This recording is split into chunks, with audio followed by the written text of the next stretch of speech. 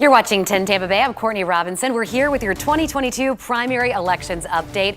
Polls closed for most of the state just minutes ago. Panhandle an hour behind, so polls still open there. But biggest race we're following tonight, already starting to see some results. The Democratic race for governor. We have about 7 counties reporting, and you can see Charlie Crist in the lead so far. These are unofficial results, but of course, still a lot to go. Of course, you can stay with us in our digital show on our YouTube and the 10 Tampa Bay app. And of course, if you're joining us with your digital platforms, thank you so much. Great to see you. We, of course, are here to make sure that you are informed throughout the night, this primary night here in Florida as the results come in. And of course, we've been really excited to watch those pop up on the screen. Again, I'm Courtney Robinson alongside Josh Dorowitz, Carolina Lead, and Dave Wagner. We are going to be showing you who's moving on to the general election in November, including the big race for the Democratic ticket for governor. So we're also keeping an eye on the Senate race, local House seats, and the big referendum that will impact our largest school district. Plus, we have analysts ready to break down what all this means. Our special coverage of the Florida primary starts right now. There's something on the ballot for everybody to vote for. This is an opportunity for the parties to move their candidates forward to the general election. What makes you the better candidate? I think the big difference is experience. I'm not a career politician, but I am a true public servant. There's also numerous nonpartisan races that are on the ballot, including the school board referendum. If it doesn't pass, we'll continue to look at our finances to determine what we can do.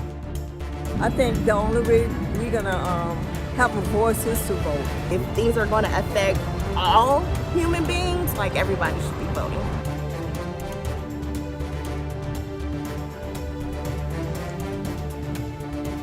And this is what it looked like at polling sites across the Bay Area. You can see there voters with signs as people walked in to, of course, cast their ballot. Turnout, of course, we're going to continue to follow throughout the night.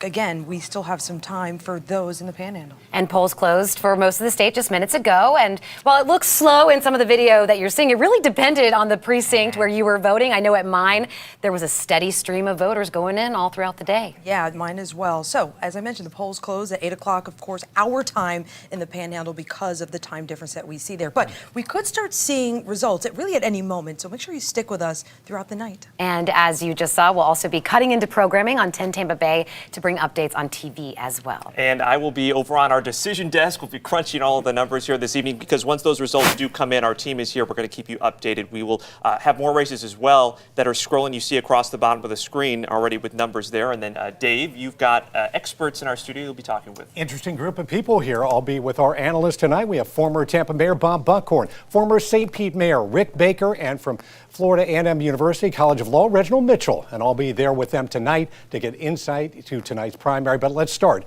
with a look at the turnout. Yep. Already we're starting to see a lot of the, or some of the first election results coming in. You can see these counties reporting 4% of precincts reporting in this state. Now, most of these results that you're seeing right here, we're looking specifically at the governor's race, the Democratic primary. Most of what you're seeing right now, these are the partial vote by mail ballot and early votes. These are always first out of the gate. And 10 Tampa Bay wants to make sure that you know what you're seeing as we get into election night. So you can see right now, some of the counties starting to pop up. You will see throughout the night which county it will coordinate with color via the candidate. And this, of course, is going to change as supervisors start to upload their unofficial results. All of our data coming from the Associated Press, local and state election officials. And as I said, first results that we're seeing, those partial vote by mail, early voting numbers right there. So let's take a look at where that stands. This data coming from the Florida Division of Elections. They reported this breakdown this morning. Early voting breakdowns not going to change. Vote by mail. Again, that's going to change. The Panhandle, they have until 7 o'clock to return those mail-in ballots to their supervisor of elections office. And you can see more than 2.2 million voters have already returned ballots. That represents about 15.6% of all Florida voters. And those results, again, first up, followed by the precincts as all that information gets uploaded. And of course, if we take a look at the number of registered voters in the state, go ahead and take a look at that. I believe we have that at book closing before the August primary elections. You can see there was more than 14 million total voters registered in Florida for the primary, slightly more Republicans than Democrats. But then Take a look at this. Most of the races right here that would be top of the ticket on for the Republican primary, governor, talking about with Governor Ron DeSantis, senator, and of course, attorney general, all of these uncontested races. So we're going to see if that impacted turnout for the GOP. For Democrats, of course, much more competitive across the board, especially when it comes to who will face Governor Ron DeSantis in the gubernatorial midterm this November. And of course, Charlie Crist is a person who is hoping to take that job, saying that he is the person for the job, the person to take on Ron DeSantis because he has held the governor's office before. Liz Crawford is in downtown St. Pete with what the Charlie Crist campaign is saying there. Liz. Well, Carolina, you said it because Charlie Crist has said it over and over again. He's done the job before. He won't let us forget it. He was Florida's governor from 2007 to 2011. Of course, he was elected as a Republican before changing parties. Now he's a Democratic congressman. So like you said, I am here at a hotel in downtown St. Petersburg. We are waiting for them to let the people in. His team here is gathering the press together so that all of these people can come in. They're saying 250 people. It includes local elected officials along with supporters. Now, earlier today, Charlie Crist voted at his local polling place. It was a church in Shore Acres. He talked to reporters and he said that a woman's right to choose is on the ballot. He said democracy is on the ballot. Together we can win this thing. And as long as we're together and unified as Floridians, we will make Florida better again by having a governor that has a heart. That's what you deserve. You deserve somebody who's got your back, somebody who will lower property insurance rates, somebody who will fight to make Florida affordable again. Now, Crist has said all along, as recently as yesterday, that he feels very confident about tonight's race. Matter of fact, he has talked very little about his primary opponent, Nikki Fried. Instead, his message has been the same all along. He is in this thing to take down Ron DeSantis. Now, although he hasn't talked much about Nikki Fried, he did say if she wins, he would support her. He said it's crucial that the Democratic Party unify if they want to have any chance at beating Ron DeSantis. Again, he's a St. Petersburg native. He's a candidate for governor. People here are optimistic, excited. They are starting to let some of the people in. They're yelling at the press to take their wagons out of the room, so that's what we've got to do. We will be here the remainder of the night. Not exactly sure when Charlie Crist himself will show up. Even his press secretary said not exactly sure. We'll be here, we'll be watching those results, and we'll break it all down. Liz Crawford, 10 Tampa Bay. All right, Liz, thank you so much. Of course, we're going to be checking in with you throughout the night from downtown St. Petersburg. But again, you saw the numbers there with just 4%, now 5% of precincts reporting. Charlie Crist in the lead, but again, the night is early. These are early numbers, 61%, 392,000 votes in his favor. We have Shannon Clow just south of us in South Florida in Broward County, Fort Lauderdale. She's with the Nikki Fried campaign. What are you seeing there, Shannon? Well, I can tell you, I'm sure you can hear it. We have music playing, but we are still waiting for the watch party to really start. We're waiting on Nikki Fried to show up and also her supporters, which will be filling this room. I'm told in no time. We're just waiting. It could be any minute now, but Nikki Fried having a busy day today, starting her morning off in Tallahassee voting, and then she actually had a cabinet meeting to attend, something she says Governor Ron DeSantis scheduled for today, which was unusual, saying they hadn't had one in months, but she headed right down to South Florida, hitting 3 polling locations, telling us really what she wanted to do today is talk to voters. She talked about 2 major things. She talked about affordability. We all know the housing crisis, and she also talked about a woman's right to choose when it comes to a woman's reproductive rights. Of course, we did hear that Charlie Crist is saying that he has more experience to take on to be Florida's next governor. Well, Nikki Fried told us she has something to say in return. I'm sitting right now as the only statewide elected Democrat, the only one who has been able to win our state since 2012, in a cabinet position that has $1.9 billion budget, 4,600 employees, 19 divisions. We are a mini governor's office. And I am told that Nikki Fried could be coming here any minute now. So, of course, we will keep you updated right here online. We know those votes are coming in, so 10 Tampa Bay will be out here, of course, reporting live for you. I'm reporting live in Fort Lauderdale. Shannon Flo, 10 Tampa Bay. All right, thank you so much, Shannon. Of course, yeah, inflation a big topic for this. Yeah. I'm going to go over to Josh Adorowitz now. All right, so now that we've heard from both of the candidates here, let's show you some of the results. We've got more than about 24 counties reporting at least some results here at this point. Of course, tonight it is all about who Democrats think is going to be best positioned to take on Governor DeSantis come this fall for November in the general election. And that is really the first big test that we're seeing here for Democrats tonight. So with results coming in here so far, we've only got about 8% reporting from precincts, and this also includes early and mail-in votes too. But Charlie Crist out with the early lead here, up some 200,000 votes to his closest competitor, Agriculture Commissioner Nikki Fried, with 61% of the vote. As we zoom in here to our Tampa Bay area, you can see so far Crist leading in all of our Tampa Bay counties here. Let's go into Pinellas, of course.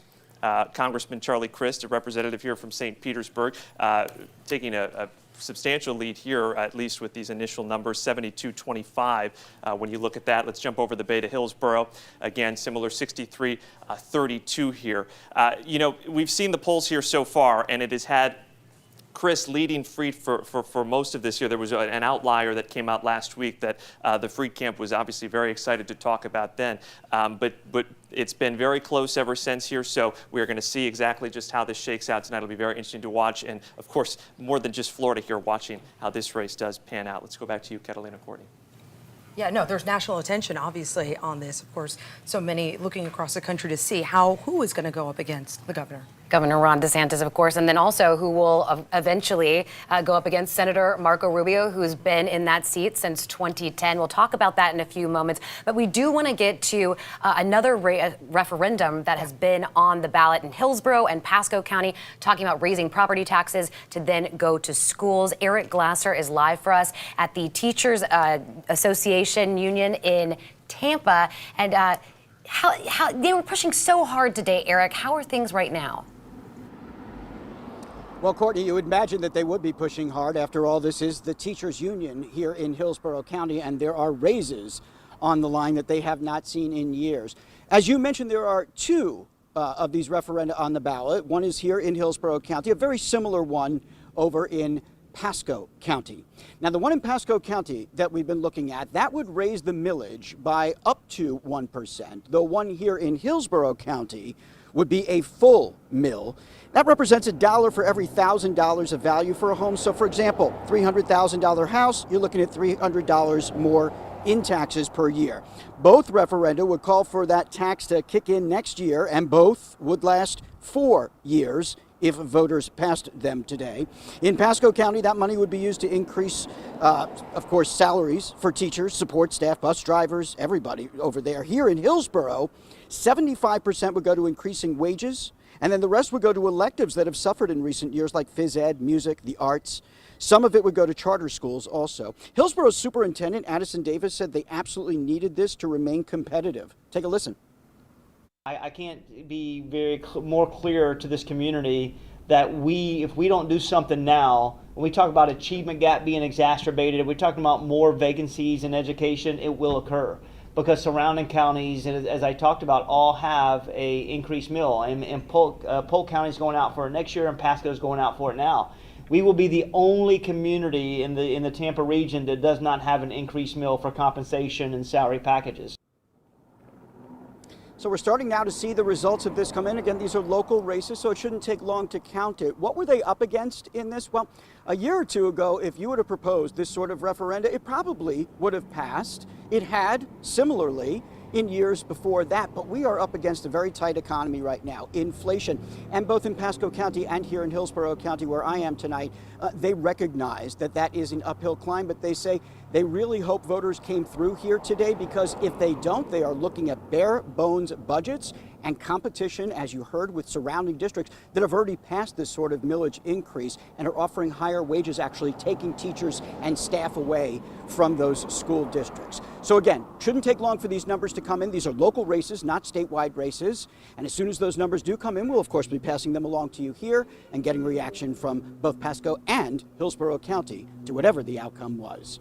And Live in Tampa, Eric Lasser, 10 Tampa Bay. Thank you, Eric. Yes, and of course, we're starting to see some of those numbers coming in for both Pasco and Hillsborough as well. When it comes to these referendums, is a little different than what you would see when it comes to a candidate race. Of course, with a referendum, you need 51% of the vote in order for that to move forward. Those referendums, of course, on all ballots, regardless of how you're registered. So we will see if they did pull people to the polls.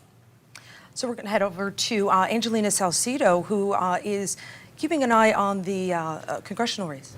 District 14 and District 14. 15. Several races, yeah, Carolina, that we are currently watching. We actually want to call one of them. That is District 14. Kathy Castor, who is the incumbent in this case, has actually just won this race with 91% of the vote. You're going to see a check mark right here, and also see that this is solid in blue. That means that she has taken this race. If we flip back to 2020, when she was actually in the primary, she actually won by 60% against Christine Quinn, who was at 40%. She has won by a much larger margin here. This is actually was expected for her. She's been polling very, very well. Elected to District 14 back in 2006. This is only the second time that she has actually been in a primary running against somebody else. Now, the other thing that we're going to be looking at is for the results is going to be the Republican side of things. Right now, we have James Judge leading 54%. Jerry Torres is actually behind him, just behind about 6,700 votes so far. We only have 9% of the precincts reporting right now. So we're going to want to take a look at this because people are wanting to see who the Republican is going to be for District 14 to see how they're going to match up against one another come November. So for now, we already have one race called with these results coming in early. Again, Kathy Castor, who was elected back in 2006, has won the Democratic nomination here. Carolina? And this is what happens on primary night. We start to see results coming in quickly, especially when it comes to county races or U.S. Representative District 14 race. We have Kathy Castor taking that and the incumbent moving forward. Yeah, and so we have Dave Wagner with our team of analysts who, of course, it's early in the night, of course, but we do expect results to come in early in some cases. So Dave Wagner's with our analysts. There has been a lot of discussion already behind the scenes here. Three people who seem to get along pretty well with one another, even though some of them are opposite political parties here. Let's introduce who we can. Former Tampa Mayor Bob Buckhorn, former St. Pete Mayor Rick Baker. The two get along with one another. And at times they're kind of beating up on Reggie here. Reggie, we appreciate you being with us tonight. Reginald Mitchell from Florida A&M University College of Law. Let's start out talking about the governor's race, if we can, at this point. It appears that this is a race down to Charlie Crist and Nikki Fried. How likely is it that either of them is able to defeat Ron DeSantis? I think it's going to be tough. I mean, given his war chest, given his momentum, given the excitement about his term as governor on the Republican side, I think DeSantis comes into this election with a head of steam. I think Charlie appears to be the winner tonight in the Democratic primary. Charlie's going to have his work cut out for him. It's not insurmountable, but it's a very steep climb. Yeah, Ron DeSantis had something like $170 million or something last I saw in his war chest versus 28 million with Charlie Crist and Nikki Fried together. You know, obviously Charlie is a veteran campaigner. He's run statewide many, many times. So you never count him out, but I tend to agree with Bob. DeSantis, when he first came to the scene, he wasn't that well known throughout the state of Florida. He kind of came from the congressional seat up in Jacksonville and won the governor. It was kind of a surprise to a lot of people that he won the primary.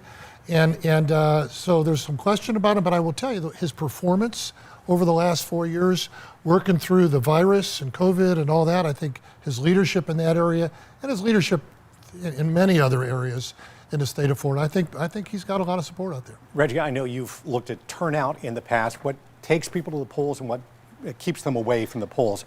When you look at what's happening right now, we look at redistricting, gerrymandering, the efforts that have taken place. How difficult is it for some people to get to the polls in your estimation? It's always difficult. I think Governor DeSantis is playing up a lot of pop culture issues, and that might be something that attracts voters to come out. But a lot of the election laws throughout the country, they're making it more difficult for some people to vote. So the disabled, the elderly, minorities, even college students. And so we'll see, but traditionally, governor's races, they're traditionally much lower turnouts. You talk about some of the issues the governor's thrown out, a lot of red meat issues Ron DeSantis has thrown out. Is that kind of to gin up the base in your estimation? Of course. David, and I think he's got to be careful here, because if there's an overreach, if there's a sense of arrogance, a sense of entitlement, a platform that is entirely driven by cultural hot buttons, not what is good for Florida, but what appeals to Republican, largely Trump voters in a Republican primary 2 years from now, I think there's going to be pushback. I mean, I think this Andrew Warren situation is a great example of the governor overreaching, and I think people get offended by it. And if you do that enough times, you become known as a bully. And that's not going to inure to his benefit. He may still win, but I think the long term that's going to have a cancerous effect on his popularity. Rick, do you believe that should be a concern of the governor's pushing I too hard? I think it's a balance, but I also think the things he's pushing, he believes in.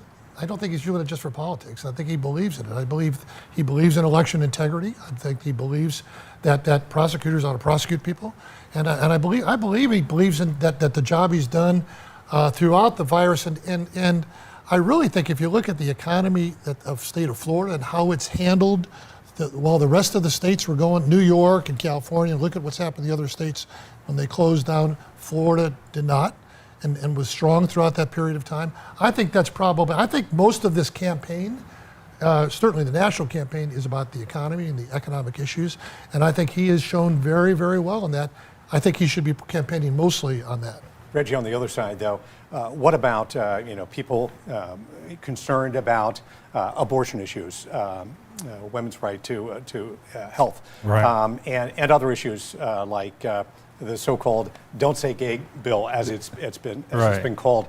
How much does that going to bring out voters to the polls? How much do you think that will influence what happens this November? I haven't looked at the polls, but if by chance, and it's an uphill battle, if Governor DeSantis loses, it'll be said that he was campaigning for the national presidency and didn't pay attention enough to the governor's race. So those are red meat issues for Democrats, that he's pushing those cultural issues, and those are hot button issues that might bring voters out, and even moderate Republicans that have an affinity to Charlie Crist from previous years. And so we'll wait and see how it goes. You know, I think you're right. He needs to focus on the governor's race, all right? And I think he is going to do that. I think he is going to focus on the governor. I think the issues he's talking about are focused on the governor's race. And it reminds me back when Charlie was governor and he decided to run for the U.S. Senate. And I think he just assumed he was going to have the Republican nomination to do that. And I think so he was kind of drifting a little bit left in anticipation of the general election, and then he never made it there. So I think you do have to focus on your base as well. All right, we need to take a break. And Bob, and I don't want to bring you into the discussion even more here in just a minute, but got to take a quick break, head over to Angelina and Courtney right now. Of course, thank you so much. So, yeah, some great perspective there from our analysts. We have some unofficial results we want to look into. Absolutely. And of course, we're going to have them all throughout the evening. But we do have some races that have been called, of course, locally. We want to get right to Josh Sidorowitz, who's over at our decision desk. Josh, you're able to call some of those House seats. We've got, two more coming in here. So these are the congressional districts here, the Republican primaries, District 12. That is the one that was formerly Pinellas, now Hernando Citrus County. Incumbent Gus Bilirakis taking that with about 48% of the precincts reporting, but he's got a wide lead there at about 82% of the votes here for him. We're also calling based on AP reporting, District 16. That is Vern Buchanan's seat, also an incumbent. Interesting with both of these districts, both of them were redrawn. Bilirakis of Palm Harbor, a longtime representative up there, Palm Harbor was actually drawn out of that district since it no longer includes Pinellas. And then you've got District 16 with Vern Buchanan, Congressman Buchanan from Sarasota. Sarasota was drawn out of that district. So interestingly, both of them no longer actually live in their district, but they are the projected winners here in their respective Republican primaries. And worth mentioning here too, just a few moments ago, you heard Angelina call the Democratic primary for Congressional District 14. That is the Hillsborough County and then the east side of St. Petersburg.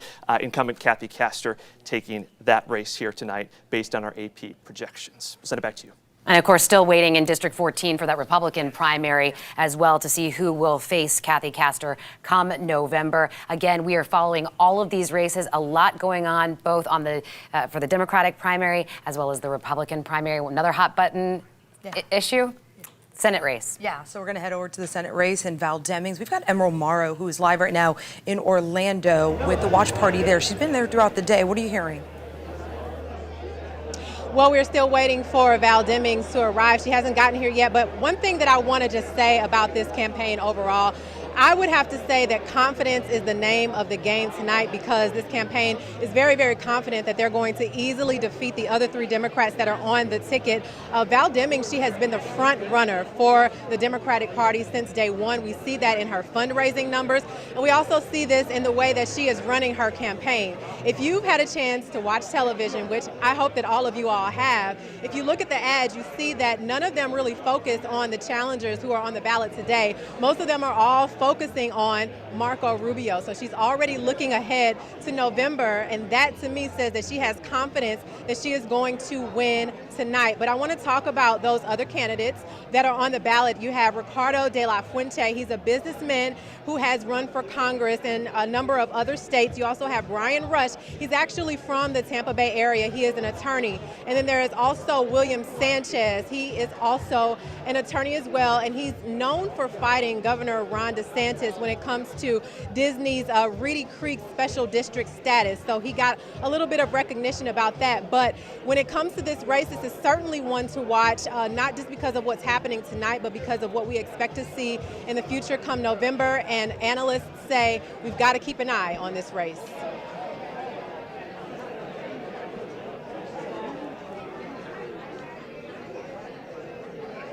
I think this will be a turnout election. I think we'll have pretty high numbers for being a midterm election, just because there are so many issues on the ballot, and people are beginning to understand that whoever they elect really does have a say in what's going to happen.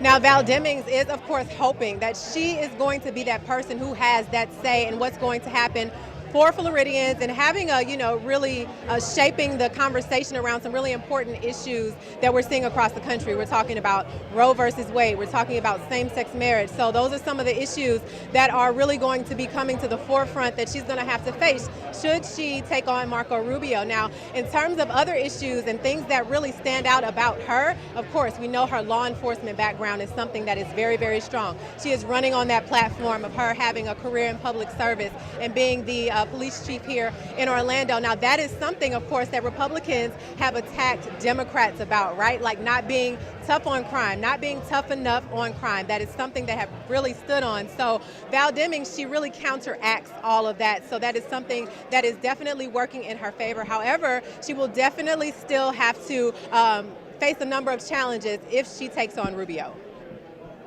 This is a real advantage for her. For a while there, Democrats were being looked at as the defund police. Well, she automatically gets rid of that accusation simply because she was a police chief. She's worked the police life basically her whole life until she got into elective politics. And so she's able to neutralize that. And we have some breaking news for you here right now. 10 Tampa Bay is calling the race for Val Demings at this time. 10 Tampa Bay is calling the race for Val Demings. So that is breaking news. Right now we are at the watch party waiting for her to arrive. So as soon as she gets here, I assume that there will be a lot of celebrating that will be going on as we have called the race for Val Demings. Live in Orlando, Emerald Morrow, 10 Tampa Bay. All right, Emerald Morrow, thank you so much. Yeah, that just coming in based on the AP's projections here, just waiting for our tallies here to update with the check mark, but you can see why, even though we've only got about 37% of precincts reporting. Congresswoman Demings, 86%, her next closest competitor, there's about 900,000 votes separating them. And you heard Emerald touch on this. If you've watched TV, you wouldn't know that there was three other candidates in this race. It has been all Congresswoman Demings. She was the expected to come out here on top here tonight. So Perhaps no big surprise here with what we're seeing, but of course, this is then setting up to the general in November. Let's kind of check in on some of the local areas here. Let's go up to, we've got Congresswoman Demings from Jacksonville, Duval County, with a healthy lead there too. Go to Orlando, where she currently reps 91%. So again, really no big surprises here that we're seeing, and the AP officially calling the U.S. Senate Democratic primary for Congresswoman Val Demings, who will now face off Republican incumbent Senator Marco Rubio in November. Guys? And yeah, and those television ads, as we were talking about, I mean, she was really already taking on Senator Rubio. Oh, absolutely. I mean, she was able to raise a significant amount of money, $47.8 million. I mean, that is just very difficult to compete with when you looked at the numbers, when you looked at the funds that her campaign was able to raise. But then Marco Rubio, the incumbent, the name recognition, really her ads were pushing to get that name out there. So one of the biggest races of the night already called. It's only 7:36, and yeah. And that one is out of the way. The other big one that we're watching, of course, is going to be Florida governor, the Democratic primary, who will face Governor Ron DeSantis come November. And then we also have Florida Attorney General and Florida Agriculture Commissioner. Yeah, Aaron Parsegian is watching those races for us and the numbers as they come in. Yeah, and we're ready to call a race on the Agriculture Commissioner, at least on the Republican side. The Associated Press projecting Wilton Simpson will be the winner on the GOP primary side. Not much of a surprise here. He is the current Florida Senate president. He's been endorsed by sheriffs across the state. He's been endorsed by Governor Ron DeSantis. He's also been endorsed by former President Donald Trump. So Wilton Simpson here, Associated Press, projecting him to be the winner on the GOP side. On the Democratic side, we got a three-candidate race, and if you've been paying attention to things on social media, online, this has gotten quite contentious between these three. Right now, these still very early on in these votes, but Naomi Blamer holding the early lead against Ryan Morales and J.R. Gaillot. And as Courtney mentioned, we're also following another statewide race tonight. That's on the Democratic side of things. The race for the Attorney General, the nomination for the Democratic primary here. You can see in an early voting lead right now, Aramis Ayala holding the early lead. She's actually a former state attorney from the Orlando area, and she's also the first black woman to ever be elected state attorney in Florida state history. Right behind her, Daniel Ufelder, you may remember him. He was famous for dressing as the Grim Reaper and protesting Governor Ron DeSantis' COVID policies at the height of the COVID pandemic. He went to crowded beaches dressed as the Grim Reaper. And then below him, Jim Lewis here. He's also an attorney. He's a law professor, and he was also a prosecuting assistant. I think we have video now we can pull up and show you Ufelder, who gained quite a social media following, also able to raise quite a bit of money based on his virality that happened when he did this protest there. You can see it on your screen. But right now, he is early, at least behind Aramis Ayala, who many early polls had her kind of with the lead there. Now, the winner here will go on to face incumbent GOP Attorney General Ashley Moody in November. Of course, we'll be watching these. But if we go back to Agriculture Commissioner race, we can say the AP projecting Wilton Simpson will take the GOP side of things there. Really not a surprise there, as we, of course, have followed that race. So Dave Wagner right now is with our analysts as we got these results in, unofficial results that we get from the Associated Press. Really want to get an idea of what our analysts are thinking given the results. Let's start out talking about the U.S. Senate race. Val Demings projected to be the winner by the Associated Press. She has really hammered Marco Rubio in ads, saying he didn't show up enough. His attendance record was terrible. Reggie, how effective do you think those ads are? Those ads were tremendously effective. She's very articulate. The old Marco Rubio, Speaker Rubio, I just haven't seen. He's been sort of quiet. I hear he's having trouble raising money, so it'll be interesting. This race is going to be truly interesting. Yeah, do you think he's beatable, Rick? I think it's a race he has to take seriously, and I think he will take it seriously. And I think this campaign is going to be her ads in the primary very effective. I think he really is just getting started now for the general election. The general election starts tomorrow, and it's going to be, I believe, a discussion of she's going to try to keep talking about being police chief, and he's going to keep talking about her being in Congress with Nancy Pelosi, and I think that is kind of where that's going to go. Do you really believe that Nancy Pelosi still resonates with people these days? Do you think that really gins up the base, Bob? I think it energizes the Republican base. Right. Not so much in a general election. I mean, because then he's speaking to the choir. Val Demings is going to be a very, very good candidate. And here's two reasons why. If you look at what's happening in Pennsylvania in the Senate race, potentially Ron Johnson in Wisconsin losing, you've got Ohio, which is at play. If any of those races seem to inure to the benefit of the Democrats, that means big national money can be deployed here. I don't think Val Demings is going to have any trouble raising money. I think she'll be competitive against Rubio. And you talk about not showing up. David, I was the mayor of the third largest city in the state of Florida for 8 years. I have never met Marco Rubio. Even when you were mayor? Never met the guy. So Dave, he hasn't shown up for a long time. Mayor Baker may know. Dave, I've met him many times. Have you? And I just don't think he likes Bob. But I'm sorry. But Marco Rubio, I think Marco's race is, and I think this is true with all the Republican national races. They've got to follow Bill Clinton's rule. It's the economy, stupid. This is about inflation. This is about gas prices. This is about you can't afford to get food for your families anymore. This is our country is going in the wrong direction. Not about whether he showed up or not showed up. Not about whether she likes Nancy Pelosi or not. About those core issues. Do you like the way the country is going economically? And I believe that's what's going to happen. I think that's what we're going to talk about. Reggie, when you look at all these issues out there and what candidates are talking about, do you believe there are that many people who are truly undecided in this country, or do you think they're kind of cemented in their political positions?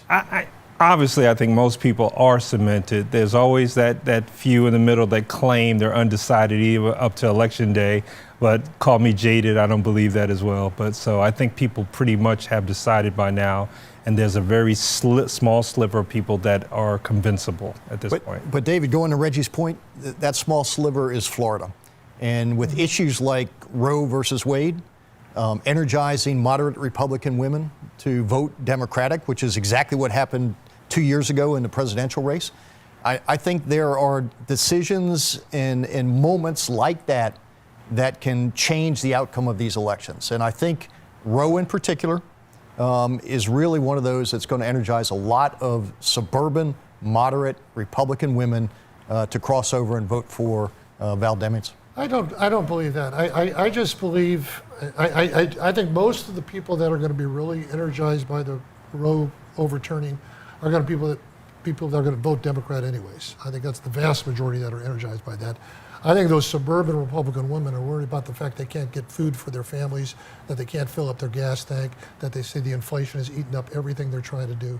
So I really think, and maybe that's the debate, but I believe that those are going to be much more important issues nationwide. Donald Trump is not in this race. There's a midterm election. Does that hurt Republicans this time around? I think the specter of he's Donald in the Trump race. is always in the race. He's not actually running, Right, but he's very pronounced he's not on the in ballot. the race. I mean, Right. he's certainly involved. Does that help or hurt? In the November election, I don't think it matters. Oh, I think it matters. I think it matters. You think, I'm not quite sure I understand. No, I think what he asks is, even though he's not on the ballot, is he looming over these elections? And I think the answer is absolutely yes. And I think what we just saw at Mar-a-Lago last week and what will come over the next couple of weeks as the January 6th committee finalizes their report and starts assigning blame, I think people that are going to realize that anybody associated with that world, that person, that crowd is problematic for America. I think that's true if you're watching CNN. I'm not sure it's true generally for the country. I think Certainly not on Fox. If you've been watching what's going on in terms of people actually watching those hearings, I think again, I don't think it's hopeful thinking. I believe that people look at pocketbook issues, and if you can't afford to take care of your family, then and this is the guy that did it, and I think there's a lot of evidence that this is the side that did it. I think people are going to vote for change. The January 6th thing is one thing, but the potential for criminal charges that we've seen in terms of the investigation into what the documents in Mar-a-Lago is another thing. Do you believe that could influence this election? I think the country is. I mean, it used to be a time growing up where Republicans talked about law and order and America and all of that. And so what happened on January 6th was a game changer, right? So there are a lot of moderate Republicans, lifelong Republicans that say, maybe I won't vote Democrat for many years, but I got to get rid of these people that were involved with that. And I think that's Marco Rubio's trouble, is that he was very critical of Donald Trump, but he's sort of attached to him. He needs their base to vote for him, but yet he wants to almost run from Donald Trump. All right. Well, I know we have a lot more to discuss, and we will throughout the evening here. Thanks for all the thoughtful comments here, and you two got to get along. I mean, We love each other. I know you do. In a kind of brotherly kind of I way. meant to say I got a text from Marco. He does like Bob. I shouldn't got a have said text. that. I just got a text as Never met the Reggie was guy. talking. Does Val Demings like him, though? I don't know, but Marco, he knows of my reputation. You know. All right, back to you guys in the studio. Yeah, I know. All right, Dave, thank you. And thank you to our analysts as well. Of course, they were just talking about the candidates who have been backed by former President Donald Trump. And we have seen that happen across the country with candidates that are getting his endorsement, taking those seats from incumbents also. And with school board members, yeah. School board, yes. And one of the big races, of course, that we are following where Trump did endorse is the Florida Agriculture Commissioner, the Republican primary there involving Wilton Simpson and James Shaw. Initially, that AP had called that, but Aaron, you've been following this, and the AP has now uncalled Simpson as the winner in this primary. Yeah, that's right, Courtney. Simpson has a commanding early lead, but the Associated Press reversing that call. The race right now, they say it's still too premature as they're waiting for votes from the Panhandle to come down. Obviously, polls close there a little bit later in some areas in about 14 minutes from now. So right now, they're not calling that race for Wilton Simpson. But as you can see, he has an early lead. And as you mentioned, he has endorsements from major players, including former President Donald Trump, Governor Ron DeSantis, and a bunch of sheriffs from across the state. Now, this is an interesting race in general because it's the only open one on the ballot. The incumbent is Nikki Fried. And of course, she's running for governor. She's chosen not to run for re-election here. On the Democratic side of things, we're waiting for these votes to come in. But an early lead at the moment for Naomi Blamer. She's from the North Miami area, an accountant who is also involved in local politics down there. But of course, we'll keep you updated as more of these votes come in and if any decisions are made in these races. All right, Aaron, thank you so much. And we, of course, want to continue as we get results in and as we get unofficial results from the Associated Press to walk you through when candidates do, in fact, win those races. Yeah. So we're going to pull those up and walk you through what we have so far tonight as we continue our coverage. As you've heard, we had quite a feisty conversation in the back with Dave Wagner and our analysts on this race right here, Val Demings being called as the winner in this Democratic primary for U.S. Senate, right there with 85% of the vote. But right now, we've talked about it, the amount of money that has been raised there. And, locally for our congressional seats, taking a look at this, Gus Bilirakis, the incumbent in the District 12 Republican primary, he will move forward to face Kimberly Walker in the November general election. And then if we look at District 14 right here, incumbent Kathy Castor also keeping that seat in with the Democratic primary moving forward. And of course, we're still waiting to see who will take the District 14 Republican primary and face her come November. And District 16 Republican primary here, Vern Buchanan with a decisive lead there, taking that election there. Moving forward in that race. And of course, we're starting to get a lot of the results in when it comes to our local counties and things that were on your ballot locally. But one of the biggest things that we're following is the governor and the Democratic gubernatorial primary when it comes to who will face Governor Ron DeSantis. Liz Crawford is live for us in downtown St. Pete with Representative Charlie Crist's campaign. Well, hey there, Courtney. I'll tell you what, it's a party now. We are crammed in here. The drinks are flowing. The music is playing. And the overall mood is upbeat. They keep flashing some unofficial results up on the screen. You'll get a little cheers again. A joyful mood, a lot of people just enjoying themselves. Still, though, Charlie Crist is not here in the ballroom just yet. We're not exactly sure when he will show up. Charlie Crist has been a career politician. 3 decades he's been making his mark on the state of Florida. Of course, time and time again, he's reminded us that he has been governor before. He knows how to do the job. He doesn't need on-the-job training. All his words, not mine. But of course, when he was elected and served between 2007 and 2011, he was a Republican. He's since switched parties and is currently a congressman. It's been a very interesting career journey, something rather unique. But this entire campaign, his focus, his laser focus, has been on defeating Ron DeSantis. He's actually spent very little time speaking, talking, criticizing his primary opponent, Nikki Fried. He felt confident, and from the beginning, from the day he declared he would run for governor in St. Petersburg in May of 2021, when we asked what he would do with the other Democrats who wanted to run, he said, I'm in this to beat Ron DeSantis. He's got an uphill battle. He knows it. He said, I'm clear-eyed about it, and he's hoping that the party will unite. Of course, he's got to first win this first leg of the race.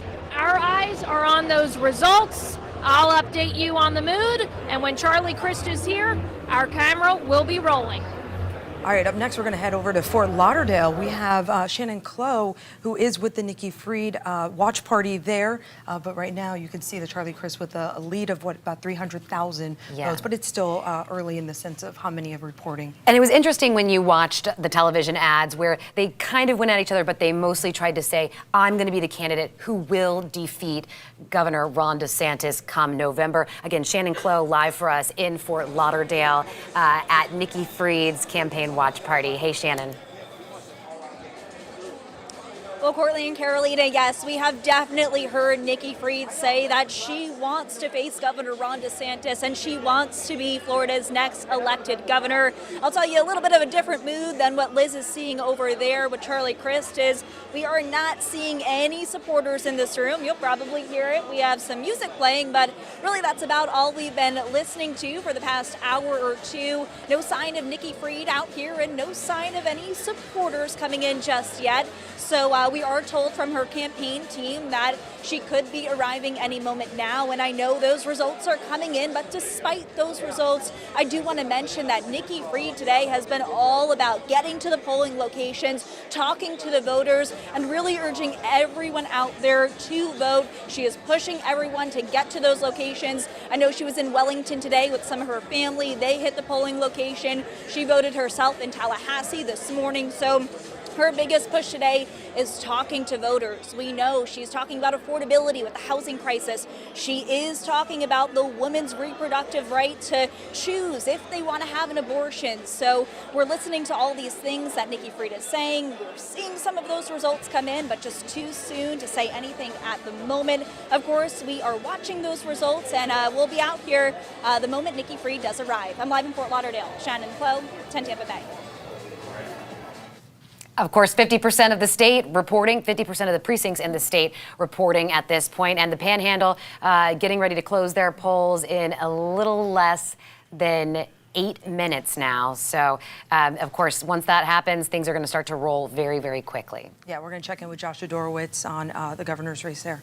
Yeah, I have a feeling, right, once the Panhandle closes, we'll have a much better idea how this is going to shake out here. So, again, looking at Charlie Crist, 60% to Nikki Fried's 35%. Nikki Fried, about 300,000 votes behind at this point, as Courtney said, with 50% of our precincts reporting. If we go in, let's go in here to Tampa Bay, specifically Pinellas County, of course, where Charlie Crist is from here in St. Pete, with a very healthy lead. There's 71%, and Pinellas County's got 92% of precincts here reporting, so maybe no surprise there. Let's jump across the bay to Hillsborough. Again, Charlie Crist leading there 62-33 for Nikki Fried. So again, I think once the polls up in the Panhandle close, or the polls up in the Panhandle close in a few minutes, we'll have a much better idea of how this is going to shake out. But still, too close to call here at this point for a race that everyone is watching for here and waiting to see who is going to ultimately take on the governor come November.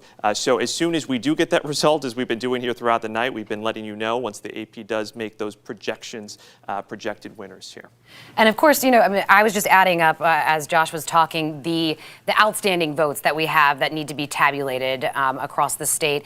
We had at this point, when it comes to election day turnout combined with those partial vote by mail ballots, in addition to in-person early voting, you're talking about 3.6 million Floridians voting out of the 14 plus million registered voters that we have, you know, and of course, voting by party, and then those who maybe, you know, are non-party affiliated, also whether they came out to the polls, and looking to see what the turnout is going to be there. But it has definitely been, you know, interesting. And I can see, yeah, it's about 25% turnout at this point. It's on par with what we normally see during a primary. Yeah, and as we looked at this race, and we looked at the governor's race, the attention, of course, focusing on Governor Ron DeSantis, of course, looking also, that's only 11 weeks away from actually having to take them on. So when you look at the ads that were put out, you could see that there was a calculated move to make sure that, they tried to focus on DeSantis. So it's interesting to see what worked and what did not, and did it get voters out to the polls to vote for either Charlie Crist or Nikki Fried. And one of the things I do want to we've been talking about these big heated races, of course, the Democratic primary for Senate and, of course, gubernatorial Democratic primary, and as well as the agriculture commissioner, both sides. When it comes to the referendums, though, those were really important. Talking about Pasco County and Hillsborough County, these were the referendums asking voters to approve an increase in mills. The millage, The millage. And that, in turn, of course, increasing what you'll pay in property taxes. But both school districts saying, look, this is going to help our teachers, and this is going to help our students. It's going to help with programs. We need this additional funding.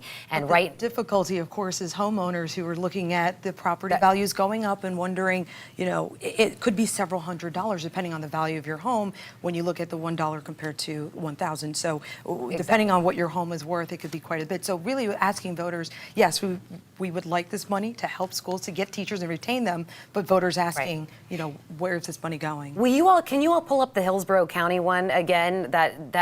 Because the situation here, when we talk about these referendums have to get 51% of the vote in order to pass.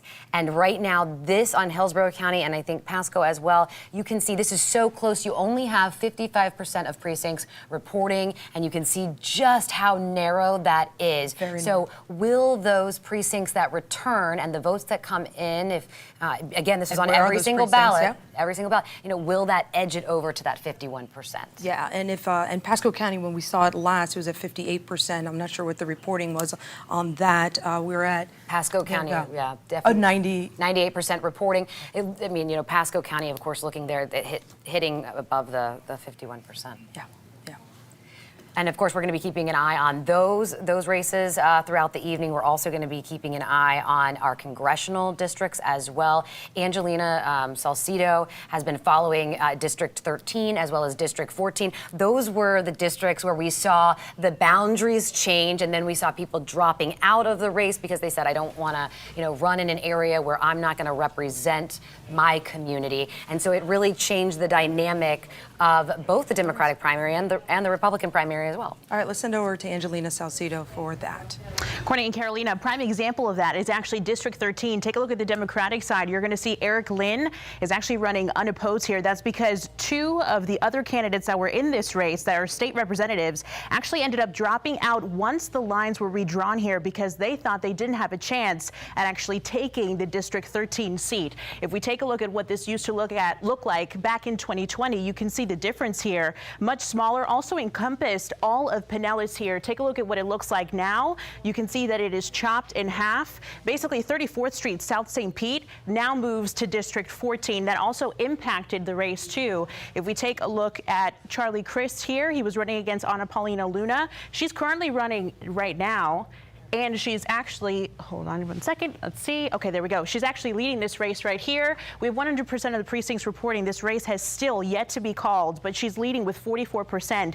This is not a surprise here because she's been polling extremely well. She was actually polling in first place right behind Kevin Hayslett, and Amanda Mackey also serving also in the third place in polling there too. If we take a look at District 14, here we have James Judge, Jerry Torres, and Samar Nashag running here. James Judge in the lead here as these results continue to come in. But this, again, a district that has also changed. And this is actually going to make a big difference come November as well, because as we called earlier today, we saw Kathy Castor that she has actually won. She's running to keep this seat, but this could make a big difference for them later on in the future should one of these actually be a big competition for her come November. I'm going to send it back to you guys at the desk. All right, Angelina Salcido, of course, following those congressional races for us, the Republicans and Democratic primaries.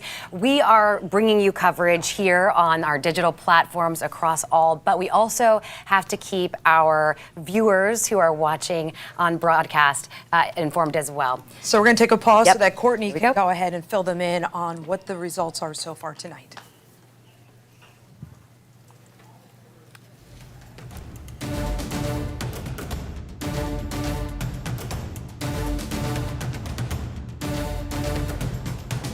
10 Tampa Bay 2022 elections update. I'm Courtney Robinson, and we want to get you caught up right now on how candidates are doing this primary night. Several congressional races already have been called, as well as one for U.S. Senate. Representative Val Demings has been declared the winner in the Democratic primary race for Senate. We'll continue to bring you results right here on 10 Tampa Bay.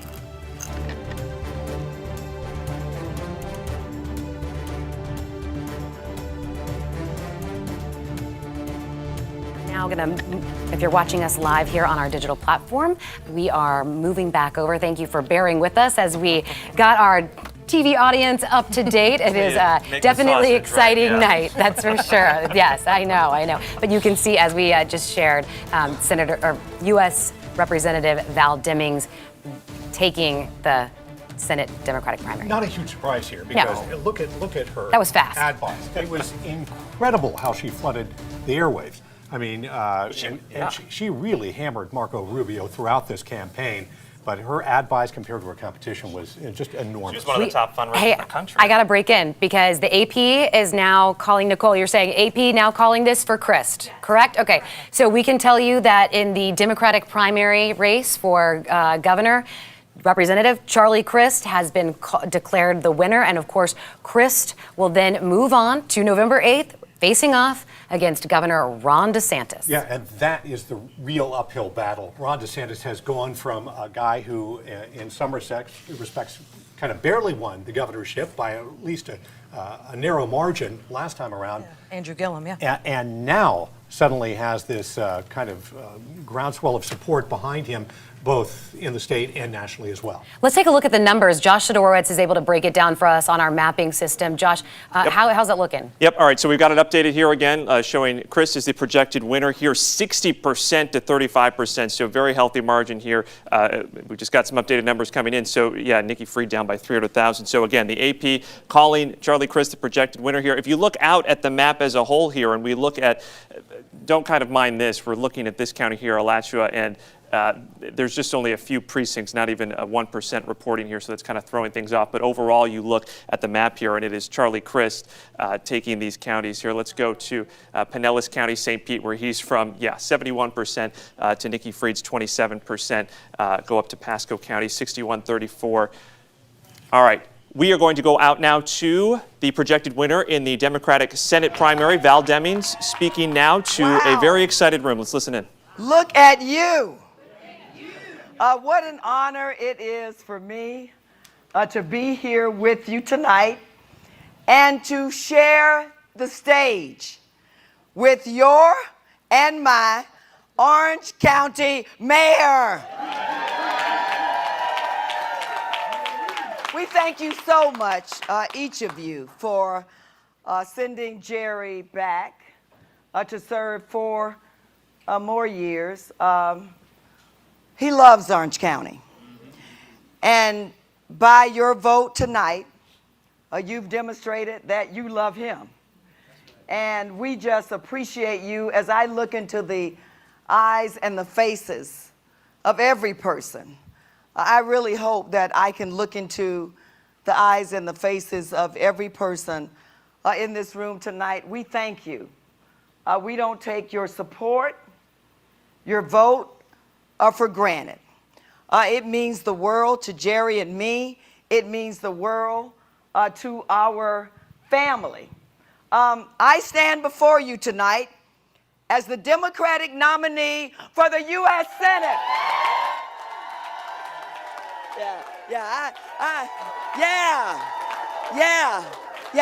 I really like the sound of that. And let me say, I stand before you tonight believing in the promise of America, because I have seen the promise of America. When I think about my mother and my father, many of you have heard me talk many times about them. They both passed away in 2009, but they could see this moment. They believed in this moment because they believed in the power, in the greatness of this country, and they taught their 7 little children to believe in the power and the greatness of America. So tonight is a good night. Am I right about that? I want to thank the elected officials who are in the room. I know that it's not easy. I know how busy you are. Mayor Dyer, I see you back there trying to hide. Commissioner Hill, I see you. To other mayors and commissioners and people in the room, y'all, leadership is not easy. But we do thank God for those who are willing to step up and step out and speak up to make Florida the state that it could be as the third largest state in the union, to make this country live up to its promise. That's what this race is all about. We're not looking behind us. Tonight we come looking forward. It's about holding America to its promise. The promise that every person, regardless of who they are, the color of their skin, how much money they might have in the bank, their sexual orientation, sexual identity, or religion, will have an opportunity to succeed in a country that we say is the greatest country in the world. I dream of that America, an America that will come together regardless of who we are, the party that we are in, where we live, and work to make sure that we lower the costs of health care so that everybody can have access to health care that is affordable and accessible. Am I right about that? I dream of an America where we protect Social Security and Medicare so that every person, I don't know about you, but I sure know when I'm ready to retire, that I want to be able to retire with dignity and respect. I dream of an America that protects our seniors. Will you join me in that? And you were just listening there to Val Demings thanking her supporters for getting that Democratic nomination. Yes, and now we want to get to Nikki Fried, who is one of the gubernatorial candidates in the Democratic primary, and she is now speaking. And it's still reverse.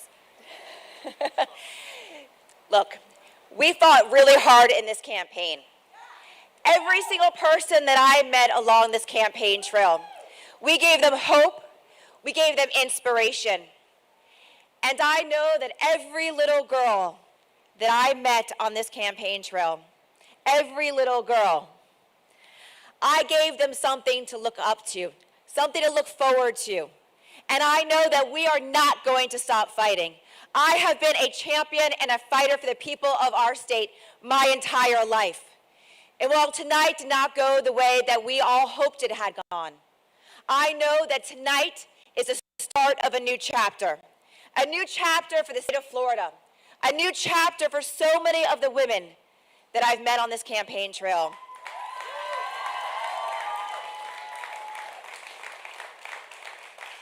And another promise that I made on this trail, and the things that I said, that for every woman whose shoulders that I stood on, the fight that you all had for generations, that baton has been passed to this generation, and we are not going to stop fighting. I do not back down.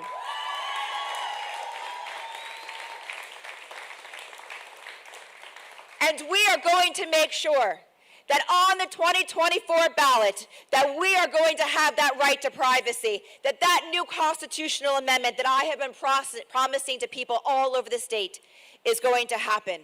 We are not going to back down. And the other promise that I made to everybody is that we are going to make Ron DeSantis a one-term governor and a zero-term president of the United States. And this is a time that we as Democrats are going to come together. We have to be united like we have never been united before. And I will campaign up and down the ballot to make sure that Democrats are elected into our city and county commission seats, into our statewide elected positions, into our senators, and into our House members. Tonight is about building a bench, and we are not going to stop fighting.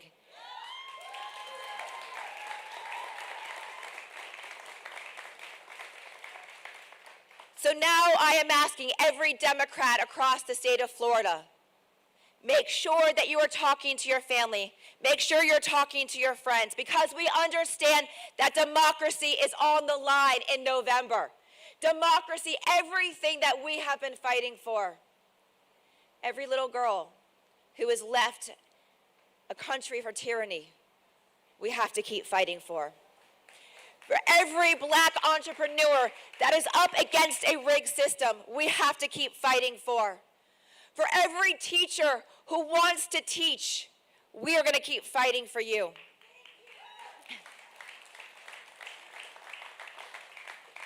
And for every single mom who can't afford their rent, can't afford their property insurance, we are not going to back down until we restore democracy here into the state of Florida, and we reverse 28 straight years of one-party control of our state.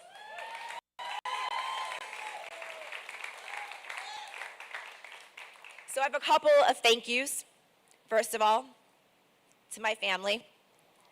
To my family. And to that little girl.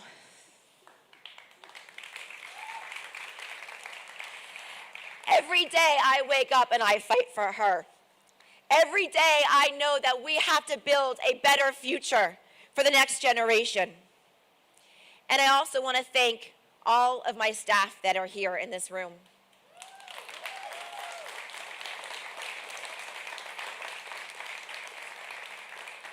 Because while I get to do these speeches, while I get to be in front of these TVs, you are the ones every single day sacrificing your time, your energy, your families, and you had faith in what we were building here. And so I thank you for that. And to Mitchell, thank you.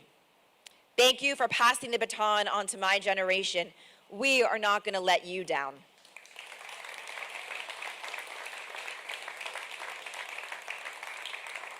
And I do also want to have two other special shout outs. Kevin, Kate, Matthew Van Name.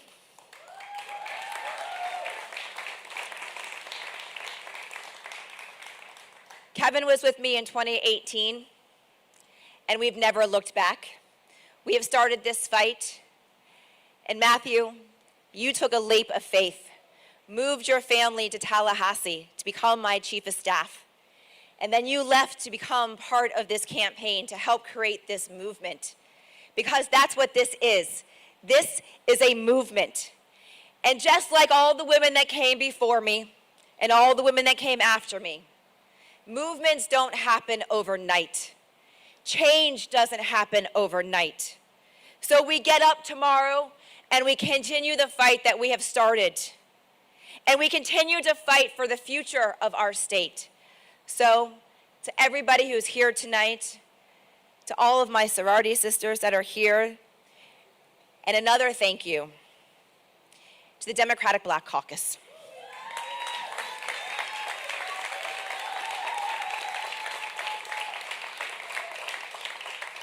I would not be standing on this stage tonight if it wasn't for you all. If it wasn't for the black voters in 2018 who campaigned to get me as Commissioner of Agriculture. And I have been so honored and so blessed to be your only statewide elected Democrat. And I know that this is just the start of a very long future that we will have together, and we will do it together. So thank you, everybody.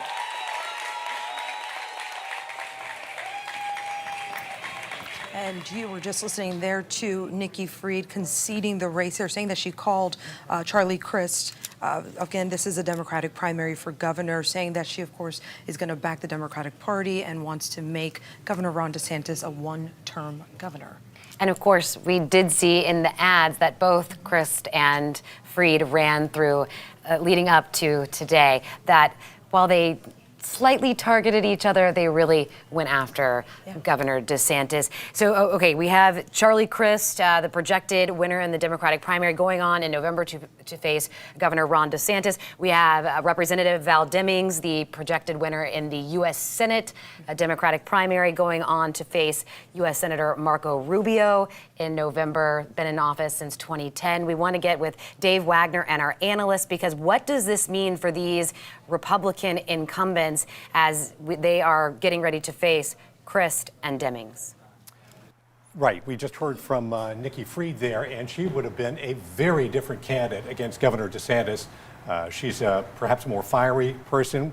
Those of us who've known Charlie Crist for some time here, he has a kind of a, an easygoing approach in some respects. Do you think that Charlie Crist is as viable of a candidate against DeSantis as perhaps Nikki Fried might have been? I think he's probably more viable because he's been there, and he's Charlie's a very personable guy. He's very charismatic, and I think he's going to be a strong candidate. I think DeSantis is going to win, but I think Charlie's going to be a strong candidate.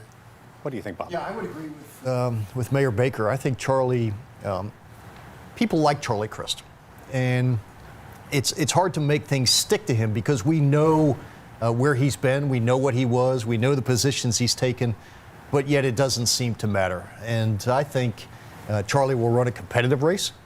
I think some of these other issues will come into play in Florida. I think Nikki ran a heck of a race. Perhaps that is a team that we could look at that could be competitive, because I think Nikki brings things to the table that Charlie may not have right now.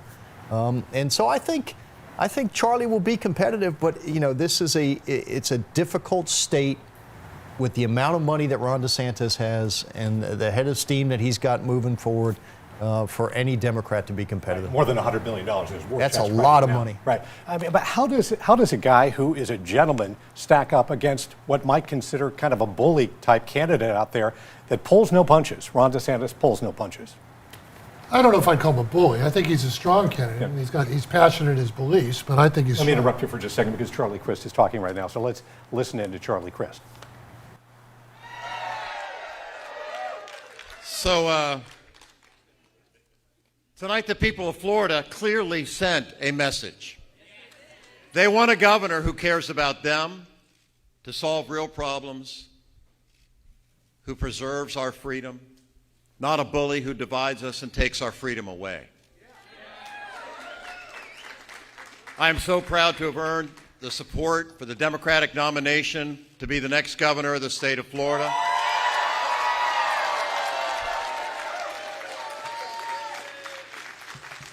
And we are going to defeat Ron DeSantis in November.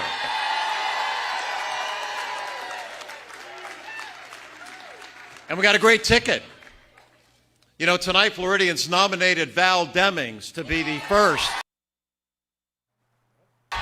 It's great. The first African-American woman to represent Florida in the United States Senate. And together, we are going to make voices heard for you again in Washington and Tallahassee. All right, so that's freezing up a bit. We'll try to iron out those technical issues and get back to Charlie in just a minute here. But let's talk a little bit about Charlie Crist as a candidate. If you were advising Charlie Crist, any of you, how do you go after a Ron DeSantis? Because they have very distinctively different styles. I'll let my friends do that.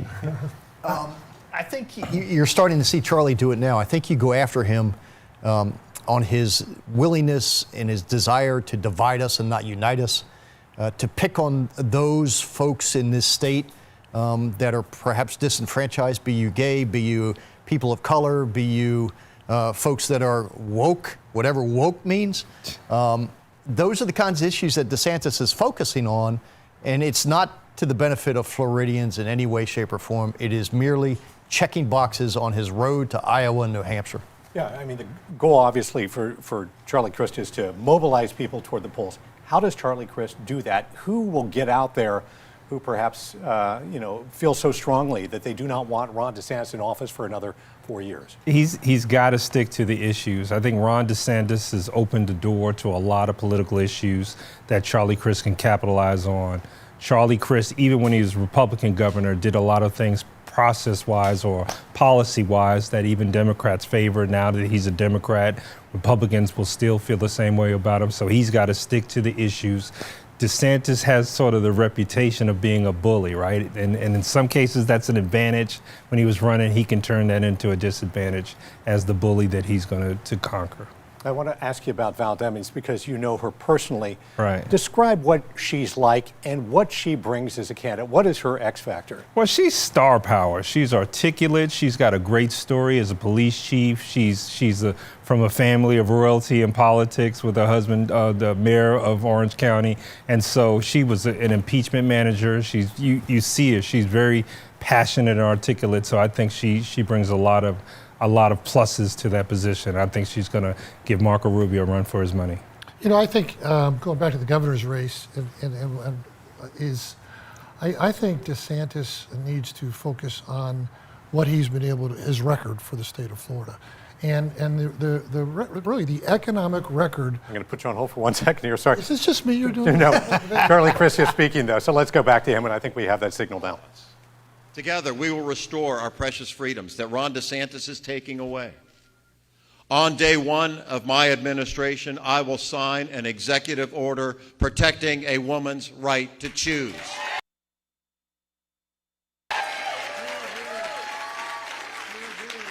We will stand up to the special interests and finally lower your electric bill and your insurance bill. We did it before, we'll do it again. We will protect your right to vote and make it easier, not harder, to vote. Election day in Florida should be a statewide holiday. We will protect the rights of small business owners to do what's best for their employees and their customers. That's the American way. And when I'm governor, I will restore Andrew Warren to his duly elected position as state attorney in Hillsborough County. You know, the truth is this governor couldn't care less about your freedom. He's abusive. He is a bully. He is a bully. And he's dangerous. He is dangerous. He imitates the worst authoritarian leaders on the globe. And it's all a political game that he's playing.